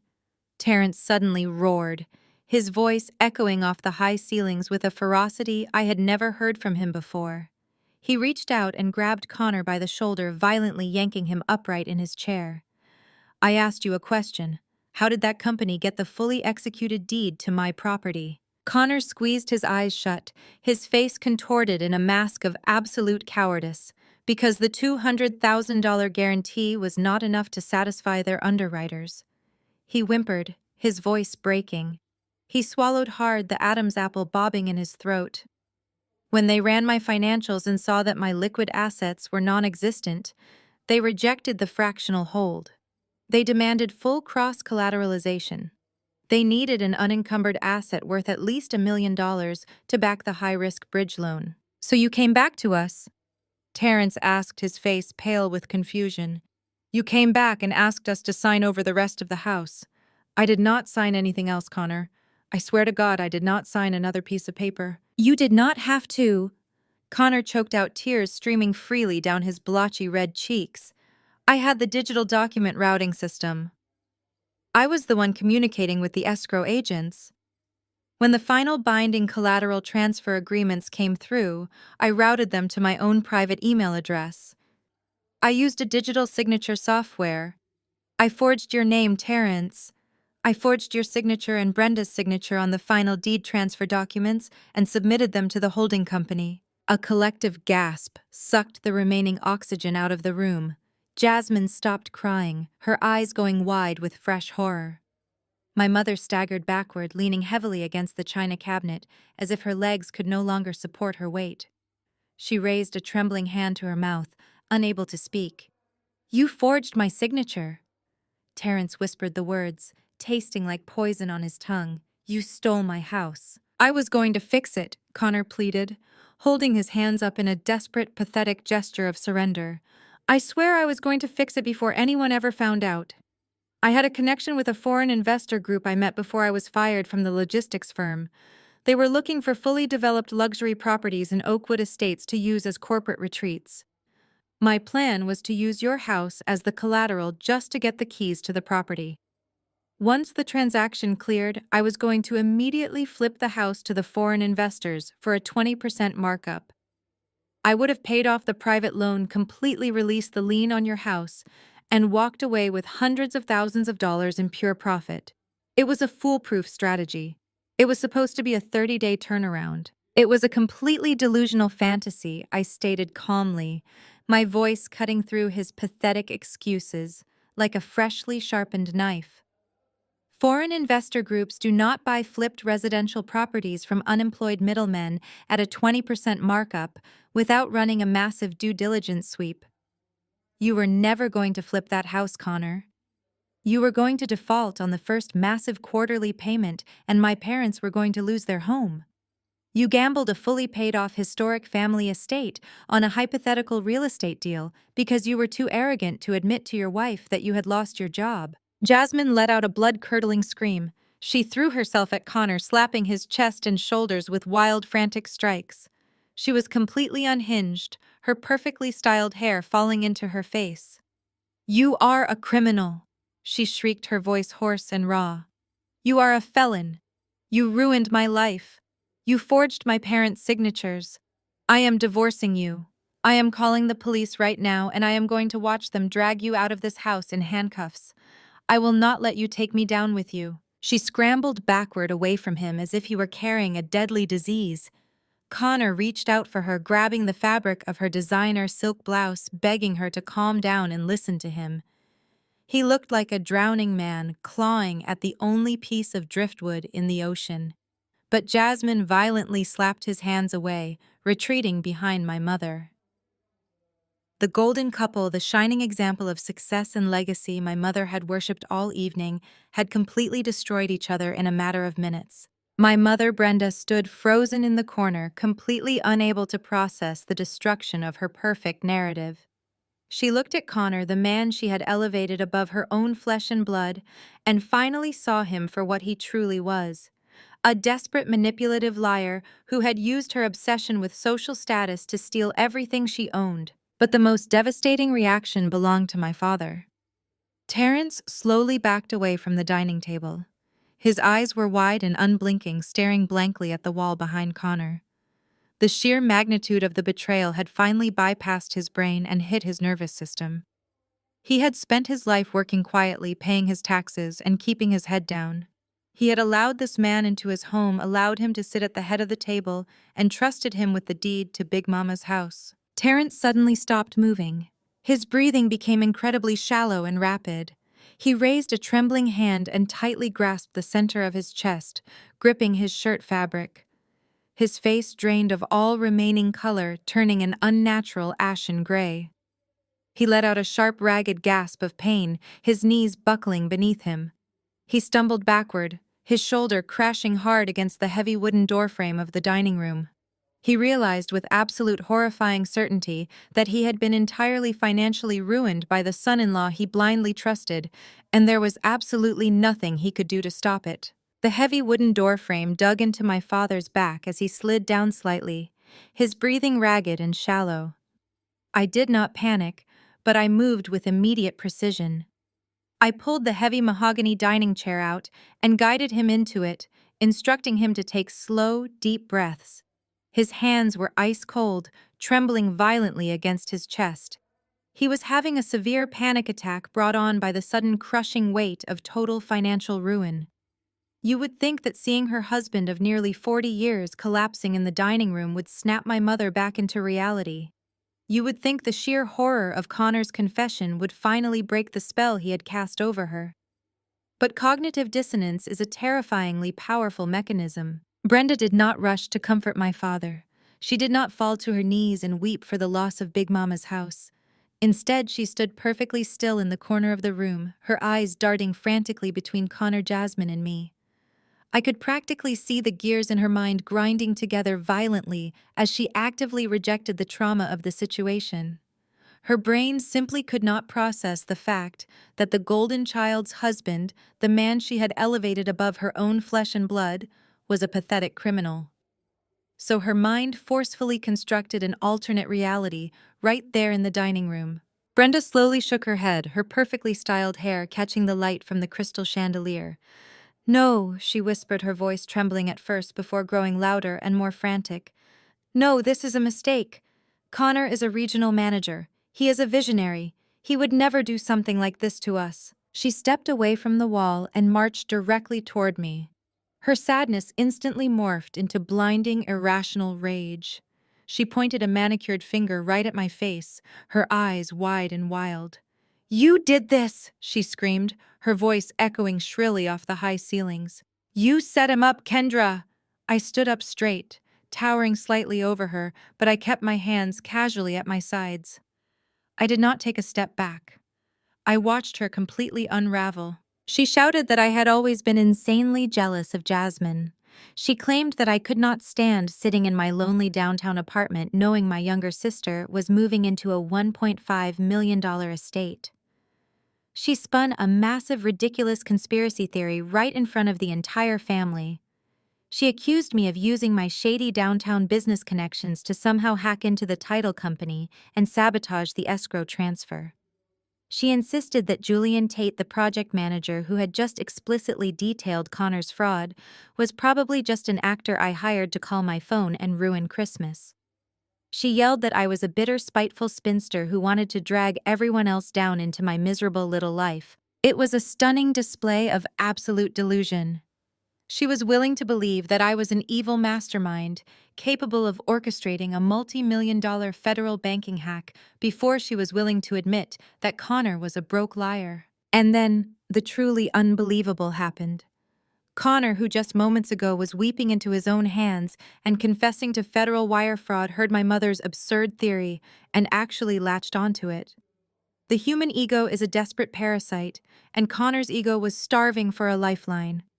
He slowly lifted his head. He wiped the tears and snot from his face with his expensive silk sleeve and took a deep, shaky breath. He looked at my mother and saw an opportunity to escape the immediate consequences of his actions. He aggressively cleared his throat and stood up, adjusting his ruined tie. "You know Brenda might be right," he stammered, his voice gaining a fraction of its usual arrogant edge. "There is no way my accounts are completely empty. I had secure assets. This has to be a targeted freeze." Someone flagged my profile maliciously. He started pacing again, completely abandoning his tearful confession. He waved his hands around, throwing out more empty corporate buzzwords to confuse Jasmine. He claimed that the banking system was highly susceptible to internal interference, and that some administrative clerk at the title company must have intentionally blocked his wire transfer out of spite. He looked at me, his chest puffed out, attempting to project dominance. He accused me of calling my little secretary friends and asking them to put a temporary hold on his accounts just to embarrass him in front of his in-laws. Jasmine, desperately wanting to escape the nightmare of being married to a broke felon, immediately bought into the lie. She stopped screaming and started wiping her mascara-stained cheeks. She looked at Connor with wide, hopeful eyes, asking him if it was really just a massive misunderstanding. Connor confidently assured her that it was. He walked over and placed his hands on her shoulders, promising her that they were still getting the keys to the Oakwood property on Tuesday, and that this was just a minor hurdle caused by jealous interference. My father, Terrence, sat in his chair, clutching his chest, looking at them like they had all lost their minds. He knew the truth, but he was entirely too weak to fight them. Brenda, feeling emboldened by Connor's sudden return to confidence, turned her fury back onto me. She slammed her hand down on the table, demanding that I fix what I had broken. She ordered me to pick up my secure phone call, whoever I had bribed at the title company, and unfreeze Connor's money immediately. She told me that if I did not undo this childish sabotage right now, I would be permanently banished from the family. I simply stared at her, maintaining perfect, absolute silence. I let her demands echo in the quiet room until they sounded incredibly hollow and pathetic. When I did not move or speak, Brenda let out a loud, dramatic scoff. She waved her hand at me in utter disgust. She turned her back to me and looked at Connor. She told him not to worry about my petty jealousy and that they did not need to beg a glorified secretary to fix anything. She declared that they were going to go straight to the top. She told Connor to bypass the escrow agent, bypass the project manager, and contact the executive board of Apex Vanguard Holdings directly. She insisted that a massive, reputable firm like that would not tolerate their low-level employees interfering with high-profile clients. Connor nodded vigorously, a smug, arrogant smirk slowly returning to his face. He completely forgot that he was holding a forged deed. He actually believed his own manufactured reality. "You are absolutely right, Brenda," he stated, puffing his chest out as if he were a king preparing for battle. "I do not deal with middle management anyway. Those people do not understand the vision. I am going to get the CEO of Apex Vanguard Holdings on the line right now. I will explain the situation to him directly. Once he sees my portfolio and understands the scope of my investment, he will override the escrow agents and push the wire transfer through personally." He reached into his pocket and pulled out his smartphone, his thumb aggressively swiping across the screen to find the corporate contact number. He looked at me with a triumphant sneer, completely confident that he was about to put me in my place. He boasted that he was going to settle this entire misunderstanding man to man with the head of the company and prove once and for all who really held the power in this family. Connor stood at the head of the table, his thumb aggressively jabbing at the screen of his smartphone.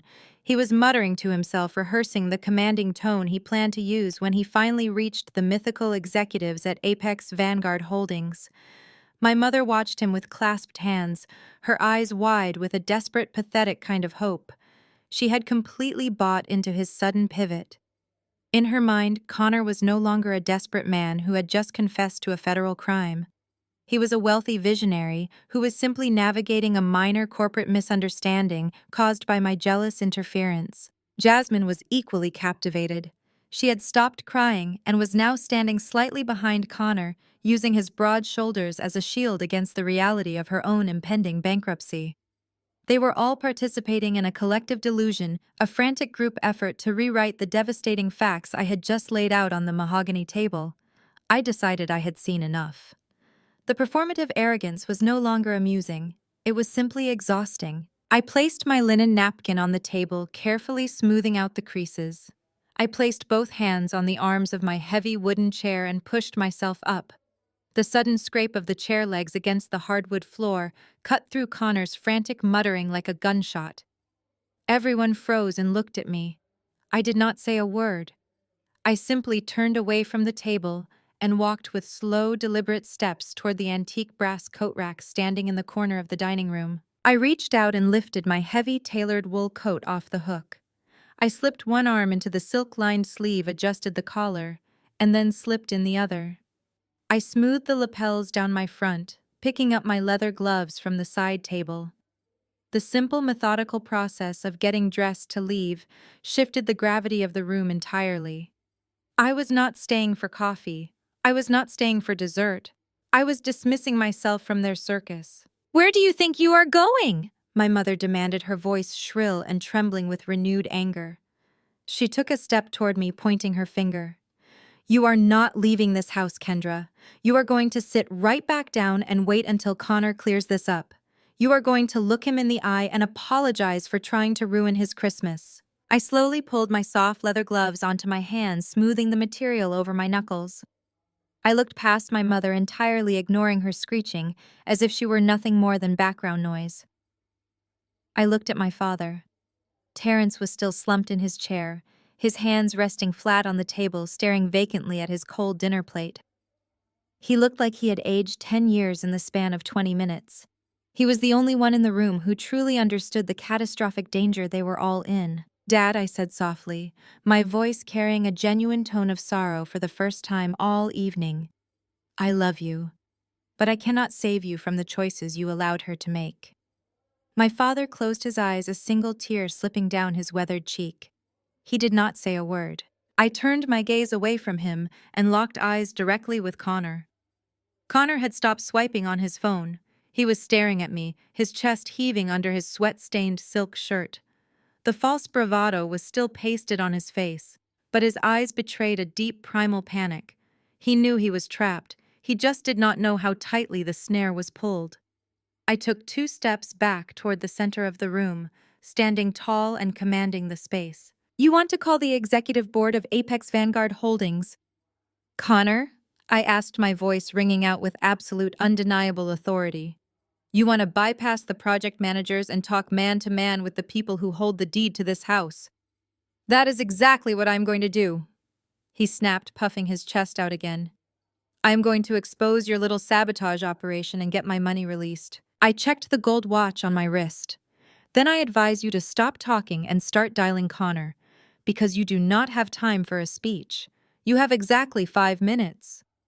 Connor frowned, his thick eyebrows pulling together in confusion. 5 minutes until what, he scoffed, trying to force a laugh. 5 minutes until the automated collateral seizure protocol is activated. I stated my words, falling like heavy stones into the quiet room. When a high-risk bridge loan flags for insufficient funds, the system initiates a 72-hour grace period. However, when the system detects fraudulent bank statements, which Julian Tate explicitly confirmed just moments ago, that grace period is instantly nullified. The fraud trigger accelerates the default. I took a step closer to him, my eyes narrowing. The system sweeps the accounts at exactly 9 o'clock on the dot.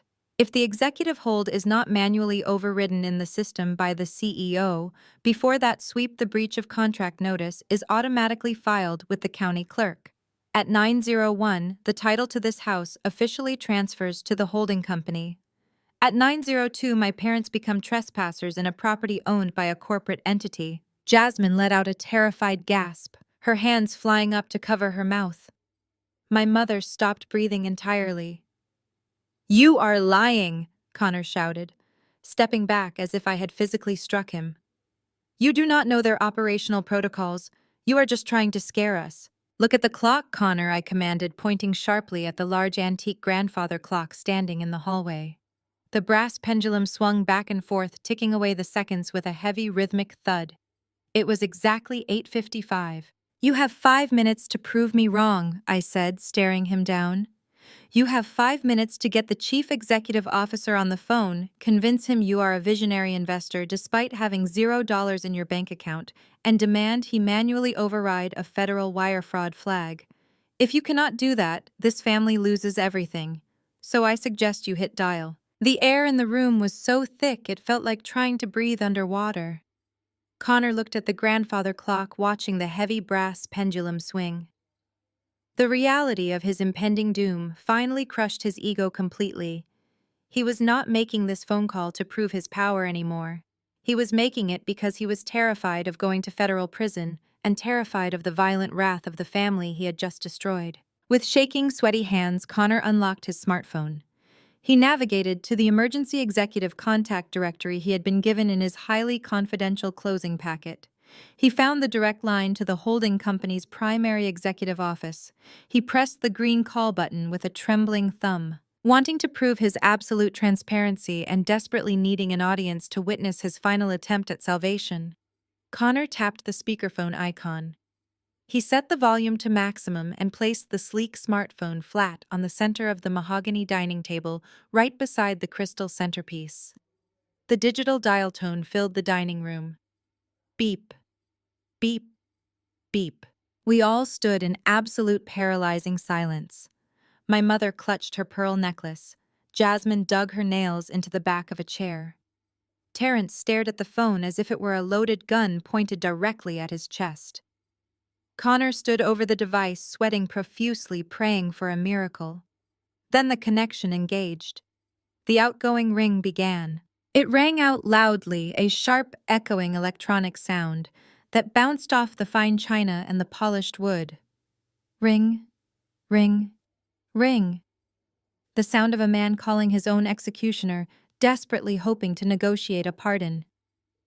The phone rang loudly in the dining room, demanding an answer.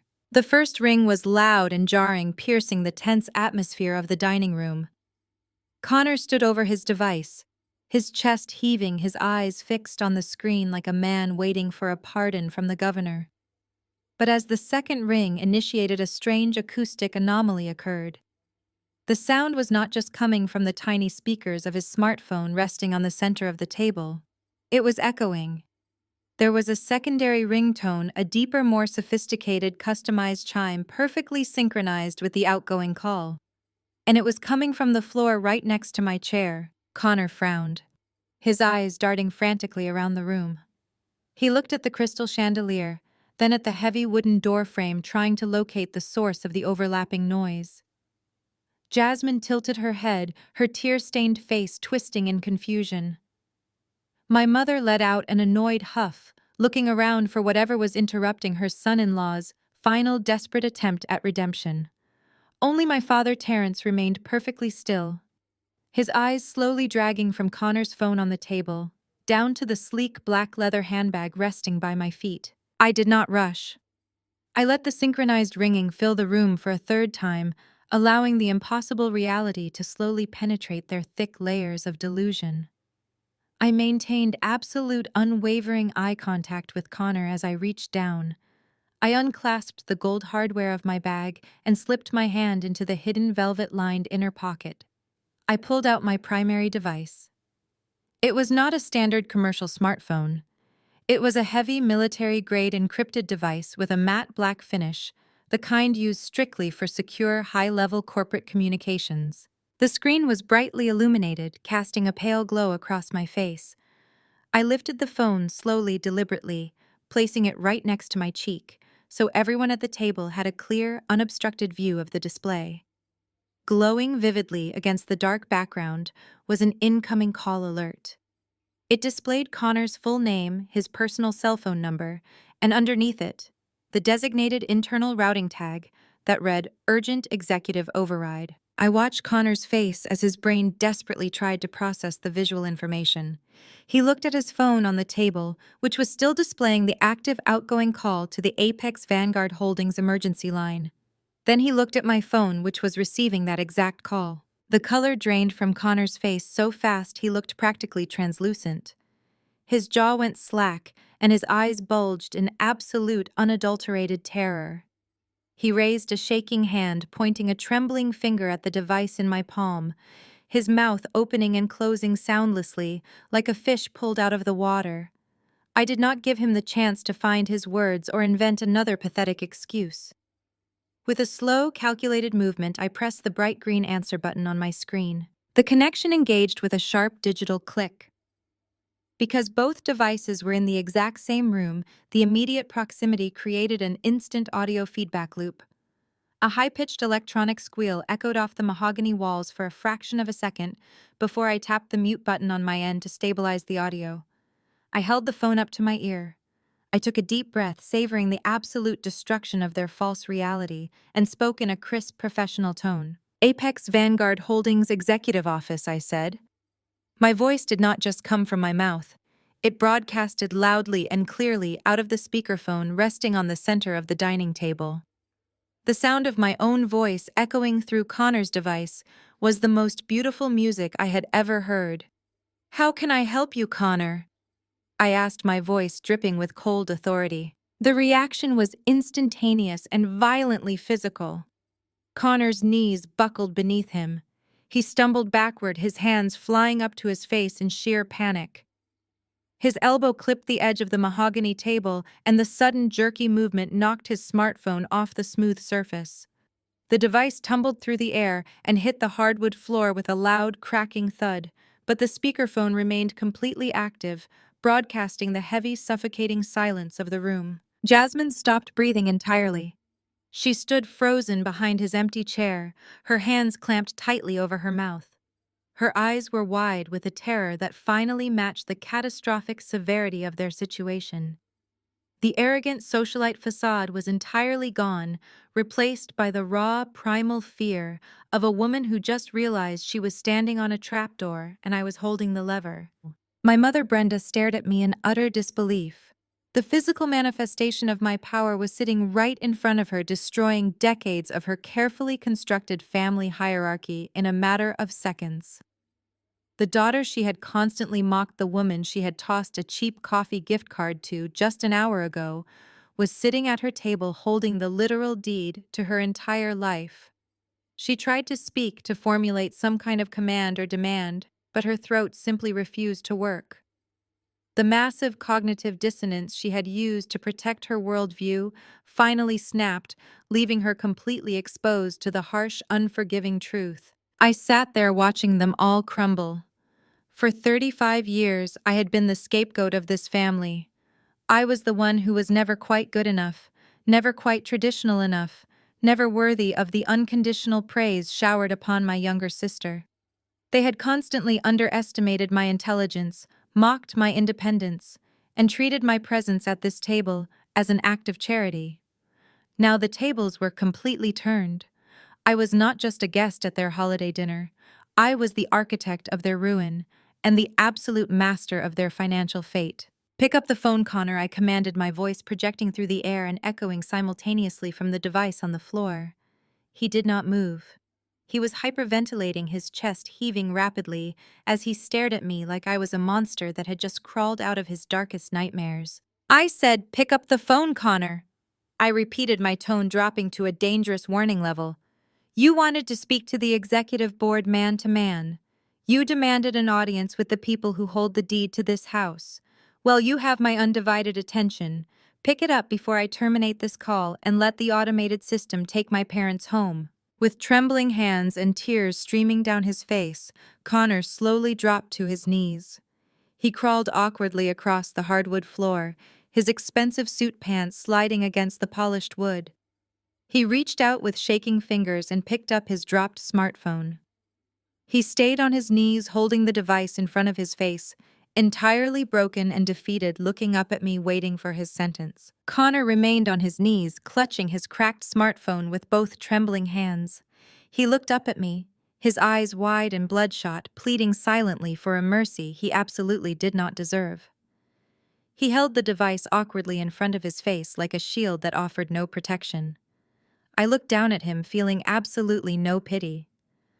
I brought my secure device closer to my mouth. "Kendra Davis," I said, my voice echoing flawlessly out of the speaker in his hands, and filling the silent dining room, founder, chief executive officer, and sole proprietor of Apex Vanguard Holdings. "How exactly can I help you, Connor?" He opened his mouth, but only a pathetic wheezing sound came out. The reality was entirely too massive for his fragile ego to process. He could not comprehend that the woman he had just offered a $20 an hour estate management job to was the billionaire who owned the very ground he thought he was buying. I decided to spell it out for him and for the rest of my family, who were standing completely paralyzed around the mahogany table. I told them that 10 years ago, when I left my prestigious law school program, I was not struggling. I did not drop out because the coursework was too difficult or because I lacked ambition. I left because I took the remaining balance of my tuition money and quietly purchased a distressed commercial lot on the south side of the city. I reminded my mother Brenda how she had cried tears of shame that year. She had called me a foolish college dropout who threw her entire life away. She had proudly told all her wealthy country club friends that I was working as a low-level administrative assistant to hide her deep embarrassment. But I was not answering phones for anyone else. I was learning complex municipal zoning laws.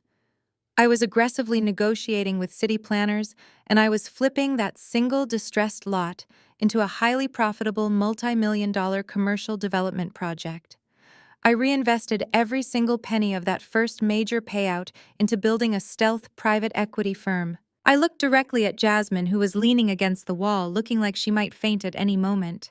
I told my younger sister that while she was busy financing luxury cars, she could not afford just to impress people she did not even like. I was quietly acquiring massive distressed real estate portfolios across 3 different states. I told her that while she was maxing out 4 different retail credit cards to buy designer silk blouses, I was building an impenetrable fortress of generational wealth. Then I turned my attention back to Connor, who was still kneeling on the hardwood floor, sweating through his ruined suit. I told him that while he was wearing cheap department store ties and playing a mid-level manager at a regional logistics company, I was the one who actually owned the massive industrial park where his company leased their warehouse space. I built an empire brick by brick and contract by contract. I worked 80-hour weeks managing billions of dollars in active assets, while they were all busy taking extravagant vacations and mocking my supposed lack of ambition. I turned my gaze to my mother Brenda. She was clutching the back of her heavy wooden dining chair, her knuckles completely white. She looked like a woman who had just realized she had been worshipping a false idol while actively destroying her real salvation.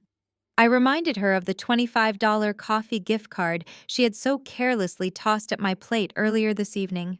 I reminded her how she laughed with her fraudulent son-in-law about my cramped downtown apartment. I told my mother that my cramped apartment was a 4,000-square-foot custom penthouse suite that occupied the entire top floor of a premier luxury high-rise. I told her that the high-rise was not just a place I rented. It was a flagship property that my company Apex Vanguard Holdings had completely financed, designed, and developed from the ground up. I did not just live in the building. I owned the very skyline she loved to look at from her bedroom window. For 10 years, I sat at this dining room table for every Thanksgiving and every Christmas. I sat here quietly eating my turkey and listening to all of them brag about their leased cars, their fake promotions, and their heavily financed lifestyles. I absorbed every cruel joke, every condescending remark, and every sideways glance without saying a single word in my own defense. I let them believe I was the family failure because my peace of mind was far more valuable than their conditional approval. The entire power dynamic of our family had instantly and violently inverted. I was no longer the black sheep they could kick around to make themselves feel better about their own massive insecurities. I was no longer the quiet, obedient daughter who absorbed their insults just to keep the fragile peace in the house. The golden child illusion was completely dead, and the white-collar savior they had trusted with their legacy was exposed as a pathetic, desperate criminal. I looked down at Connor again. He was sobbing now, heavy, racking sobs that shook his entire body. I explained the cold, clinical reality of his current position. I told him he was not talking to his sister-in-law right now. He was not talking to a glorified secretary who misunderstood high-level finance. He was talking to his primary corporate creditor. I told him I was the woman who owned the massive high-interest debt he could never possibly repay. I was the chief executive officer whose automated security protocols had just frozen his completely empty bank accounts. More importantly, I was the sole proprietor who currently held the fully executed forged deed to my parents' historic family home. He had walked into this house tonight pretending to be an untouchable king, but he had unwittingly knelt before the actual queen of the board. Connor realized there was no escape. There was no clever lie he could invent, and no corporate buzzword he could throw out to save himself. The man who had spent the entire evening mansplaining the brilliance of leveraging debt was now entirely crushed by the sheer weight of his own fraudulent leverage. The phone call had not saved him. It had simply allowed him to hand-deliver his own federal conviction directly to the billionaire he had tried to humiliate. I looked down at the pathetic shell of the man kneeling on my parents' hardwood floor. Connor was gasping for air, his chest heaving with violent, erratic sobs. The expensive silk shirt he had been so proud of was now stained with sweat and tears. He kept opening his mouth to speak, but fear had completely paralyzed his vocal cords. I decided to break the silence and explain the exact severity of the nightmare he had just created for himself. Connor. I said, my voice projecting with chilling clarity, let us review the legal implications of your visionary financial strategy. When you submitted those final collateral transfer documents to Apex Vanguard Holdings, you did not just breach a standard civil contract. You electronically transmitted a forged signature across state lines using a federally regulated banking network. You knowingly misrepresented your liquid assets to secure a multi-million-dollar bridge loan. I paused, letting the heavy silence of the dining room absorb my words. You did not just default on a mortgage. Connor, I continued, my tone dropping to a dangerous whisper. You committed federal wire fraud. You committed bank fraud. And by stealing my father's identity to leverage his property, you committed aggravated identity theft. My legal team does not handle these matters in civil claims court. They immediately hand the files over to the Federal Bureau of Investigation. You are looking at a minimum of 20 years in a federal penitentiary. The word penitentiary echoed off the mahogany walls. Connor let out a guttural, agonizing wail. It was the sound of a man watching his entire life disintegrate in real time. He dropped his cracked phone onto the floor and crawled forward, wrapping his arms around the thick wooden leg of the dining table. He buried his face against the wood, begging me through a stream of incoherent sobs. He pleaded with me not to call the authorities. He promised he would work the rest of his life to pay me back. He swore he would do anything I asked, if I just gave him a second chance. The arrogant mansplainer, who had spent the last 2 hours lecturing me about high-level finance, was now practically kissing the floor at my feet. Jasmine stood frozen for exactly 3 seconds before the reality of his crimes finally penetrated her thick skull. She realized that Connor's federal indictment would completely destroy her life. The luxury cars would be repossessed.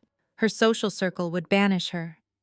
She would be the disgraced wife of a convicted felon left with nothing but a mountain of retail debt she could never pay off. A primal, terrifying scream erupted from my sister's throat.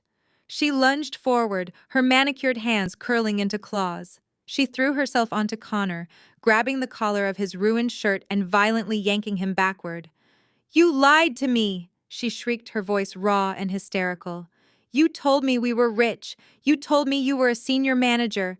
You completely ruined my life, you pathetic loser. She began hitting him, striking his chest and shoulders with closed fists.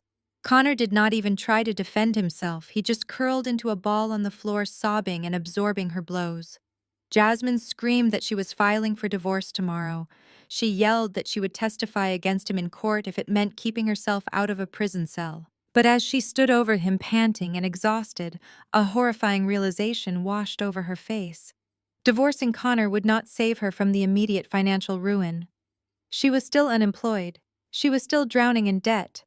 And the billionaire holding the power to destroy them both was the older sister she had spent her entire life mocking and humiliating. Jasmine slowly turned away from Connor. She looked up at me, her makeup completely smeared, her expensive silk blouse wrinkled and disheveled. Her lower lip trembled violently. The golden child, the arrogant socialite who had demanded I sit quietly and admire her perfect life, suddenly dropped to her knees. She crawled toward me, her hands reaching out to grab the hem of my tailored wool coat. "Kendra, please!" she begged, her voice cracking into a pathetic whine. "Please do not do this to us. You cannot send him to prison. The scandal will ruin me. I will lose all my friends. I will have nowhere to go. Please, Kendra, you have so much money. You own the whole company. You can just make this disappear. Please save me." I looked down at my sister. I felt absolutely nothing. No anger, no pity, just a profound, overwhelming sense of closure. I gently but firmly pulled the hem of my coat out of her desperate grasp. I told her that I was not her savior and that her social standing was the absolute least of my concerns. Seeing Jasmine sobbing on her knees, begging the family scapegoat for mercy, was the final breaking point for my mother. Brenda could not tolerate the sight of her carefully constructed hierarchy collapsing into dust. Her golden child was groveling, and her flawless son-in-law was facing federal prison. The cognitive dissonance that had shielded her all evening finally shattered, but instead of accepting reality, Brenda retreated into a state of absolute maternal delusion. Brenda marched around the dining table, stepping right over Connor's sobbing body. She grabbed Jasmine's arm and forcefully yanked her to her feet, pulling her behind her back like a mother bear protecting her cub. She puffed out her chest, standing as tall as she could, and glared at me with a look of pure, unadulterated entitlement. "Stop this nonsense right now, Kendra," my mother commanded, her voice trembling but dripping with false authority. "You have made your point. You have scared them enough. But this little power trip ends right here." I tilted my head, looking at her with cold academic curiosity. I waited to see exactly how far she was willing to take her delusion. "You are the chief executive officer of that company," Brenda stated, pointing a demanding finger at my face. "That means you have the power to fix this. I am your mother, and I am ordering you to log into your little computer system and wipe out Connor's debt. You are going to tear up that fraudulent contract, and you are going to clear his record." She did not stop there.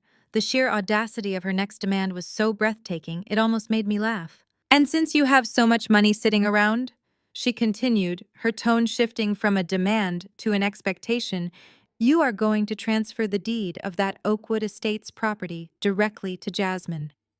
Free and clear. You are going to give your sister that house as a gift to make up for the immense emotional distress you have caused her tonight. Because in this house, family protects family." I stared at my mother, letting her ridiculous words hang in the silent room. She genuinely believed she still held authority over me. She genuinely believed she could command a billionaire chief executive to swallow a multi-million-dollar loss, commit corporate fraud, and reward a felon with a luxury estate simply because we shared the same bloodline. She thought the rules of her toxic household superseded the laws of the federal government. I did not raise my voice. I did not argue with her twisted logic. I simply walked past her, stepping smoothly over Connor's legs, and approached the side table where I had rested my leather briefcase. I unlatched the brass locks with 2 sharp clicks. I reached inside and pulled out a thick, heavy folder made of premium black cardstock. I walked back to the center of the dining room, holding the folder in my right hand. "I refuse," I said, my voice entirely devoid of emotion. My mother gasped, her face flushing red with anger.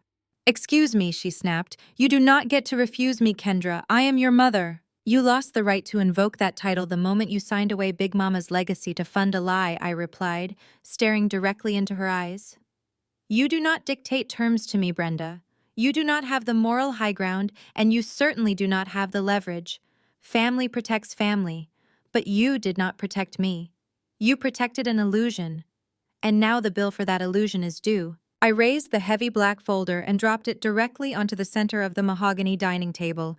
It landed with a loud, definitive thud, sliding right over the $20,000 check I had written earlier, and coming to a stop next to the ruined Tiffany box.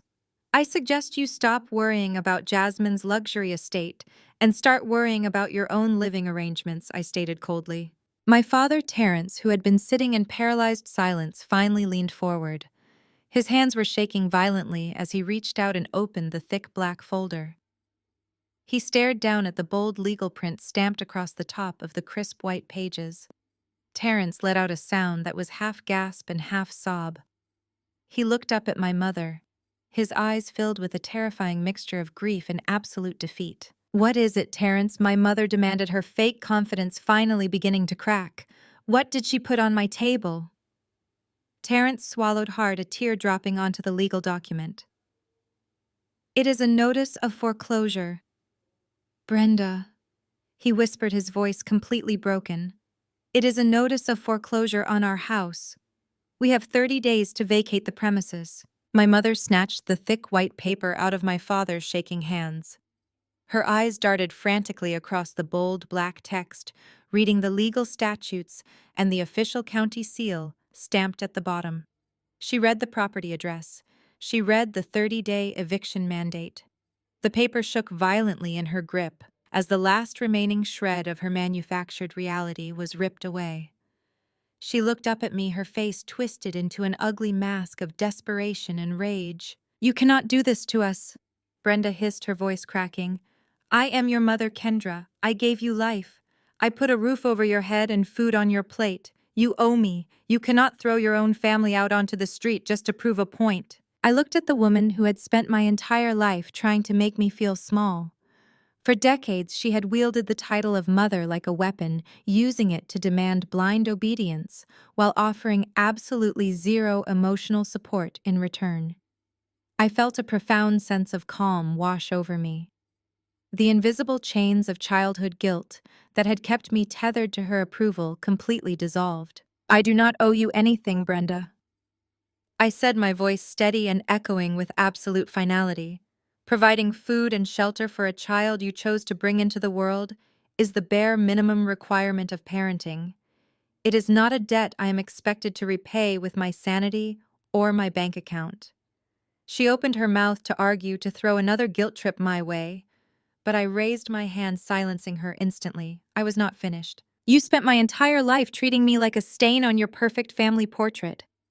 I continued, holding her gaze. "You constantly chose aesthetics and social status over actual family loyalty. When I was accepted into law school, you complained about the cost of my textbooks. But when Jasmine turned 16, you threw a lavish party at the country club that cost more than my entire first year of tuition. You bought her a brand new car for graduation, while telling me I needed to figure out my own transportation because the family budget was too tight. The truth was, the budget was only tight because you were pouring every single dollar into maintaining an illusion of wealth to impress women who do not even actually like you." My mother took a step back, her mouth opening and closing silently. She had never been confronted with her own hypocrisy so directly. Jasmine shrank further into the corner, trying to make herself invisible. "You sat at this very table year after year," I said, gesturing to the beautiful mahogany wood, "and praised Jasmine for doing absolutely nothing. You praised her for marrying a man who looked the part. You praised her for wearing designer clothes. You elevated her to the status of the golden child simply because she was willing to be a superficial extension of your own ego. And you punished me because I refused to play the game. You punished me because I wanted to build something real instead of pretending to be something I was not." I took a slow breath, letting the weight of my words settle over the room. You demand that I save you because we share the same blood, I stated, my voice growing colder. But biology does not grant you a free pass for financial and emotional abuse. Giving birth to me does not give you a license to disrespect me for 35 years. You blindly handed over the deed to Big Mama's legacy to a con man because he wore a nice suit and stroked your ego. You gambled our family history on a white-collar lie, and now that the lie has collapsed, you expect me to write a blank check to cover your catastrophic incompetence. I pointed a firm finger at the foreclosure notice resting on the table. I am not taking your house away from you, Brenda, I told her, making sure she understood the absolute truth of the situation. Connor took your house. You gave it to him. I am simply the corporate entity executing the legal contract you willingly signed. You chose this path. You chose him over me. Now you get to live with the consequences of that choice. Brenda let out a ragged sob, finally dropping the aggressive posture. She covered her face with her hands, crying loudly, but I knew her tears were not out of remorse. They were tears of pure self-pity. She was mourning the loss of her social status and her beautiful house. She was mourning the fact that she would have to explain this humiliating defeat to her country club friends. She was not mourning the relationship she had destroyed with me. As my mother's sobs filled the room, a different sound cut through the noise. It was a heavy, broken sound. I turned my head and looked at my father. Terrence had pushed his chair back and was slowly standing up. His legs were unsteady and he leaned heavily on the edge of the dining table for support.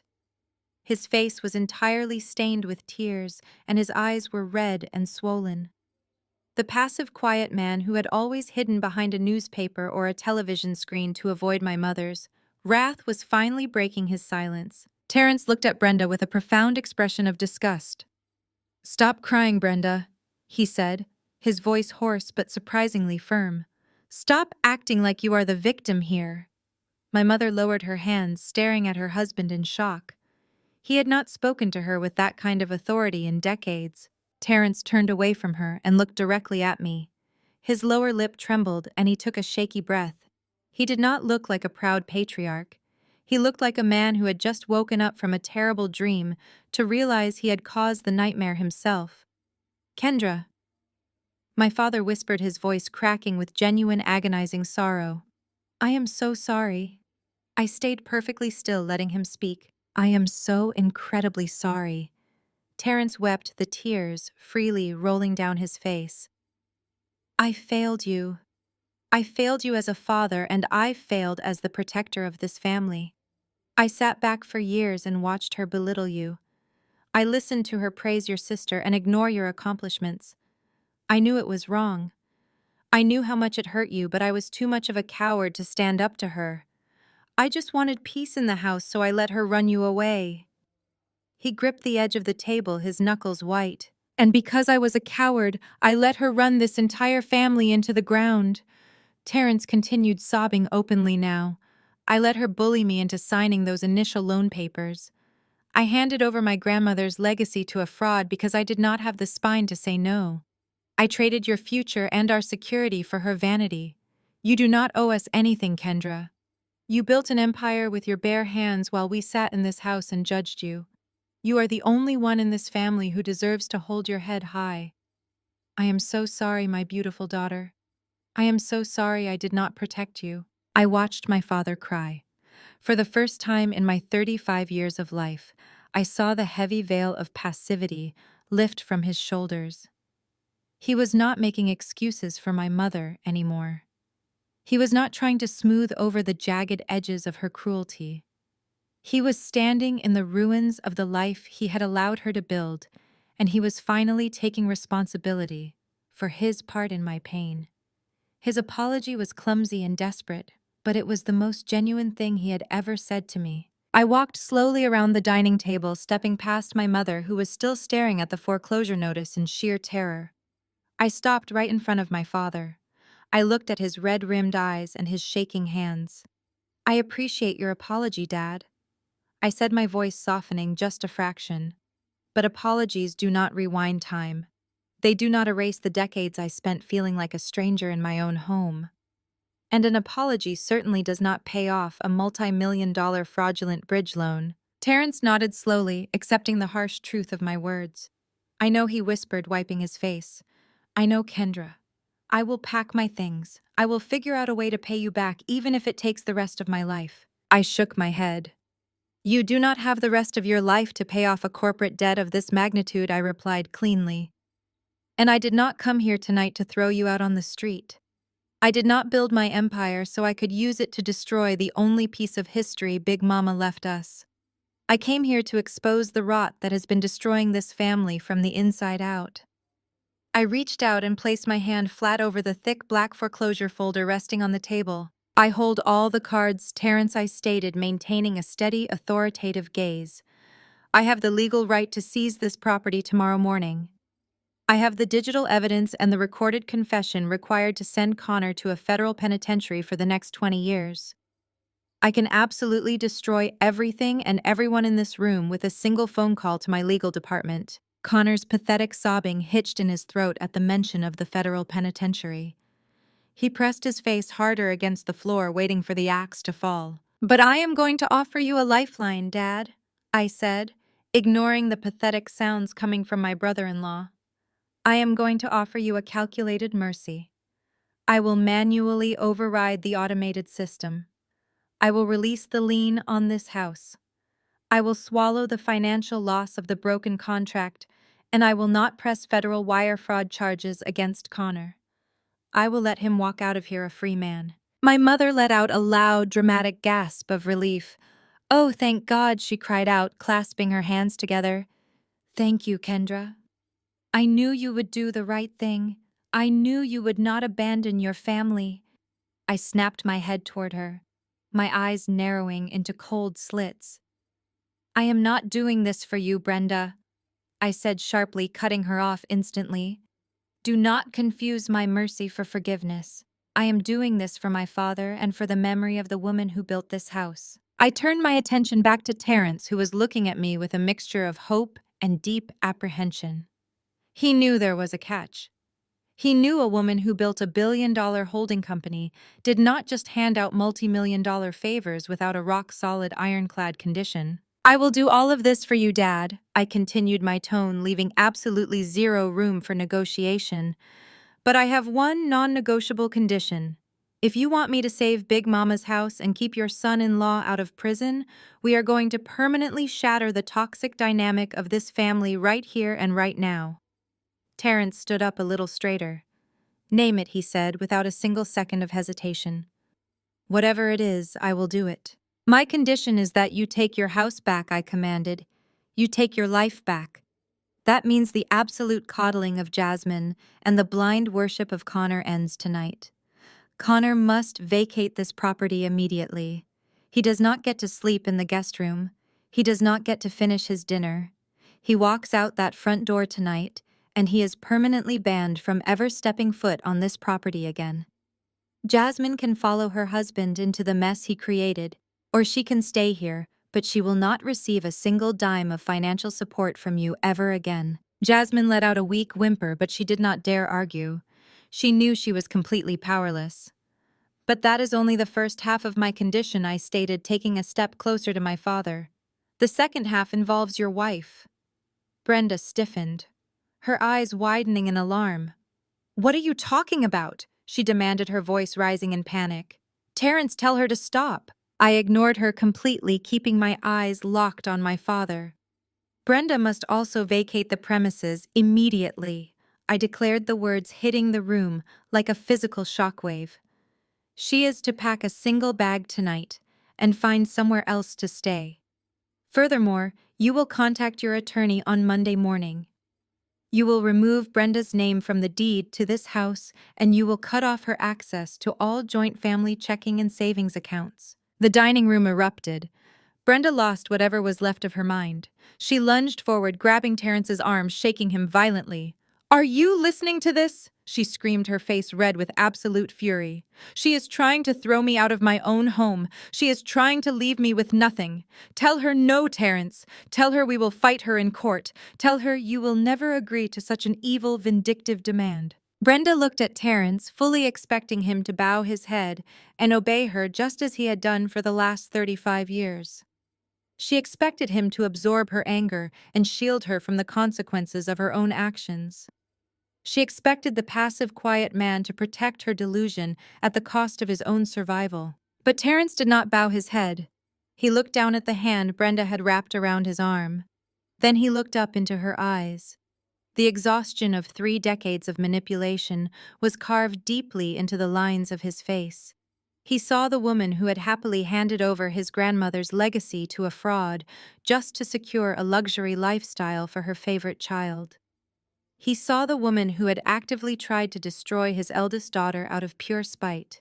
Terence reached out and firmly pried Brenda's fingers off his arm. He pushed her hand away with a sense of absolute finality. "I agree," Terence said, his voice ringing loud and clear across the dining room. Brenda stumbled backward, gasping, as if he had slapped her. "Terence, what are you doing?" she whispered, her voice trembling with disbelief. "You cannot agree to this. I am your wife." "You stopped being a partner to me a long time ago, Brenda," he replied, his tone devoid of any affection. "You sold our future to buy a lie. You treated our daughter like garbage because she refused to be as fake as you are. I am done letting you ruin this family. I am done paying for your vanity." Terence looked at me, his shoulders squared, his posture finally reflecting the dignity he had suppressed for so long. "I accept your terms, Kendra," he stated firmly. "Connor leaves. Brenda leaves. The accounts will be frozen on Monday morning." It was the most powerful thing I had ever heard him say. In a single moment, he had chosen truth over aesthetics. He had chosen survival over status. He had chosen me over the toxic illusion my mother had built. The absolute unyielding authority of my mother's reign had been completely dismantled by a simple yes. The absolute unyielding authority of my mother's reign had been completely dismantled by a simple declaration from a man who had finally found his courage. The word yes hung in the dining room air, vibrating with a power that shifted the entire tectonic foundation of our family. Jasmine stared at our father as if he had suddenly spoken a foreign language. The reality of her situation came crashing down on her with the force of a freight train. She was not moving into a luxury estate. She was not a wealthy socialite. Her fake wealth was entirely gone. Her husband was facing total ruin. And the mother who had always shielded her from consequence was now entirely powerless to stop the fallout. Jasmine looked around the room, her eyes wide and frantic. She looked at Connor, who was still kneeling on the floor, entirely broken. She looked at Brenda, who was hyperventilating against the china cabinet. Then she looked down at her expensive designer purse, resting on the chair next to her. The purse that held the $20,000 check I had written just an hour ago. I saw the sudden desperate calculation flash across her tear-stained face. She thought that even if everything else was destroyed, she still had my money. She thought she could walk away from this wreckage with $20,000 to keep her afloat. I stepped gracefully around the table and stopped right in front of her. She clutched the purse tightly against her chest, looking up at me like a cornered animal. "Open the bag, Jasmine." I commanded, my voice barely above a whisper, but carrying the weight of an absolute order. She shook her head rapidly, fresh tears spilling over her eyelashes. "No," she cried out, her voice tight and defensive. "You gave that to me. You wrote it as a family contribution. You cannot take it back. It is mine." I did not argue with her. I simply extended my right-hand palm facing upward and waited. I looked at my father, Terence. He took a single step forward, his face set in stone. "Give your sister the check, Jasmine," my father said, his tone leaving absolutely no room for negotiation. "You did not earn a single penny of that money, and you have done nothing but disrespect the woman who wrote it. Hand it over right now." Jasmine let out a pathetic whimpering sound. She knew she had lost. Her hands trembled violently as she unzipped the designer bag. She reached inside and pulled out the crisp piece of paper. She held it out to me, her fingers gripping the edge so tightly I thought she might rip it herself. I calmly reached out and pinched the corner of the check, pulling it smoothly from her grasp. I held the small piece of paper up between us. I wanted her to watch. I wanted her to understand that the era of me funding her irresponsible lifestyle was permanently over. With slow, deliberate movements, I gripped the edges of the check and tore it straight down the middle. The sharp sound of the tearing paper echoed in the dead silence of the dining room. I placed the two halves together and tore them again. I continued tearing the paper, folding and ripping, until the $20,000 family contribution was nothing more than a handful of worthless confetti. I opened my hand and let the tiny shreds of paper fall to the hardwood floor, raining down right over Connor's expensive leather shoes. "Get up, Connor," my father ordered, his voice completely devoid of any sympathy. "Get up and get out of my house." Connor slowly pushed himself off the floor. He did not look at his wife. He did not look at my mother. He looked like a hollow shell of the arrogant corporate manager who had walked through the front door. He stumbled toward the hallway, dragging his feet, grabbing his heavy winter coat from the brass rack. Terrence followed him, opening the heavy oak front door. A blast of freezing winter air swept into the house, carrying the sting of the falling snow. Connor stepped out into the dark, freezing night without a single word. Terrence slammed the door shut behind him, turning the deadbolt with a loud, definitive click. Jasmine collapsed into her chair, burying her face in her arms and sobbing uncontrollably. She was entirely alone. But my mother Brenda was not finished. The sight of her golden child weeping and the sound of the front door locking out her flawless son-in-law pushed her completely over the edge. Her delusion had been shattered, her authority had been revoked, and her husband had publicly abandoned her toxic regime. She had absolutely nothing left but her rage. Brenda let out a primal, furious scream. She pushed herself off the china cabinet and lunged across the dining room. She raised her right hand, her eyes burning with pure hatred, aiming a vicious slap directly at my face. She wanted to physically strike me down, to punish me for destroying her perfect illusion, to make me feel the pain of her shattered ego. I did not flinch. I did not step back. With lightning speed and absolute precision, I raised my left hand and caught her wrist in midair. The impact sent a shockwave up my arm, but my grip was like a vice. I stopped her hand exactly 2 inches from my cheek. Brenda gasped, struggling violently to pull her arm back, but I held her completely frozen in place. I looked down at the woman who had tormented me for 3 decades. I saw the fear finally eclipse the anger in her eyes. I saw her realize that I was physically, financially, and emotionally stronger than she could ever hope to be. I pulled her wrist slightly downward, leaning in close so only she could hear the absolute coldness in my voice. "You spent my entire life telling me I did not deserve a seat at your table, Brenda." I whispered the words, cutting into her soul like shards of glass. "You treated me like an unwanted guest in my own family, but you fundamentally misunderstood the power dynamic." I released her wrist, shoving her hand away with a look of profound disgust. "I am the table," I stated, my voice radiating absolute finality, "and you do not get a seat anymore." 6 months have passed since that Christmas dinner. The heavy winter snow has melted away, replaced by the warm, humid breeze of an Atlanta summer. I am standing on the massive wraparound balcony of my downtown penthouse, holding a crystal glass of expensive red wine. The city skyline stretches out before me, a glittering sea of lights and towering skyscrapers. From up here, the world looks perfectly organized and entirely peaceful. I take a slow sip of the wine, letting the rich, complex flavors settle on my tongue as I reflect on the total reconstruction of my family. I kept my promise to my father. I manually overrode the federal wire fraud flag in the Apex Vanguard Holdings automated system before the 72-hour sweep could finalize the foreclosure. Big Mama's historic home was spared from the auction block, and the deed remains safely in my father's name. I also kept my promise regarding Connor. I did not hand his forged documents over to the Federal Bureau of Investigation, but I did not simply forgive his massive corporate debt either. Connor avoided a 20-year stint in a federal penitentiary by signing a legally binding, brutal repayment contract drafted by my senior legal counsel. He now works in a massive industrial shipping warehouse on the outskirts of the city. The man who used to wear tailored silk suits and brag about visionary financial strategies now wears a neon safety vest and operates a forklift for 10 hours a day. My company garnishes 70% of his wages directly from his paycheck. He lives in a tiny rented room in a boarding house, completely stripped of his unearned arrogance, working a grueling physical job just to keep himself out of a prison cell. Jasmine did not file for divorce.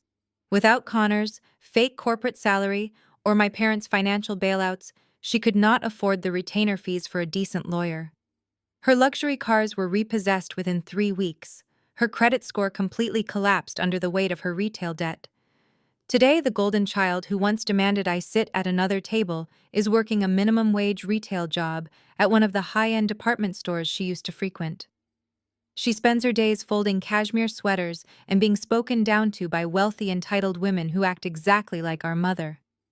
She takes the public bus to work every morning, forced to live in the harsh reality she spent her entire life running away from. As for Brenda, the fallout was absolute and unforgiving.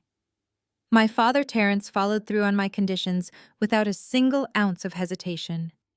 He contacted his attorney the very next morning, removing her name from the property deed and freezing her access to the joint family accounts. Brenda was forced to pack her designer clothes into suitcases and leave the beautiful colonial home she had prioritized over her own children.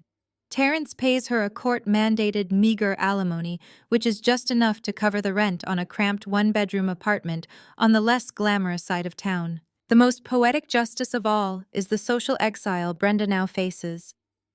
When the money dried up and the truth about Connor's fraud quietly circulated through the neighborhood, her wealthy country club friends abandoned her completely. The women she had spent decades trying to impress, the women she had sacrificed my mental health to appease, simply stopped returning her phone calls. She spends her days alone in her small apartment, surrounded by expensive art she can no longer afford to ensure, living as a ghost in a social circle that has entirely forgotten her name. My father, on the other hand, is thriving. Without the heavy, suffocating weight of my mother's toxic demands, Terence has found a profound sense of peace. He spends his days restoring the antique woodwork in Big Mama's house and planting fresh vegetables in the backyard garden. Every Sunday evening, he drives downtown and takes the private elevator up to my penthouse. We sit on this very balcony, eating dinner and talking about the future. We are slowly, carefully rebuilding our relationship on a foundation of mutual respect and genuine honesty. He is finally the father I always knew he had the capacity to be. I swirl the dark red wine in my glass, watching the city lights reflect on the surface of the liquid. For years, I thought the ultimate victory would be proving my mother wrong. I thought that if I could just show her my bank accounts and my property deeds, she would finally love me the way she loved Jasmine. But standing here tonight, I realize how small that desire truly was. The true meaning of self-worth does not come from forcing blind people to see your value. It comes from the quiet, unshakable knowledge that you built your own kingdom while they were busy playing pretend in a house of cards. I did not need to destroy my family to get my revenge. I simply stopped shielding them from the consequences of their own actions. The greatest revenge was never about yelling, screaming, or tearing them down. It was about forcing them to live in the suffocating reality of their own incompetence, while they are forced to watch me reign from a throne they tried so desperately to deny me. The greatest lesson I learned from that Christmas dinner is that your self-worth should never be determined by people who are committed to misunderstanding you. For years, I sought validation from a family that equated love with social status and blind obedience. I realized that biology does not give anyone a free pass for emotional or financial abuse. True power and peace come from building your own foundation and setting unbreakable boundaries. Sometimes the most profound act of self-love is walking away from the table where you are disrespected and realizing you have the power to build your own kingdom. Please hit the like button, subscribe to the channel, and share your own experiences in the comments below if you have ever had to walk away from toxic family dynamics to protect your peace.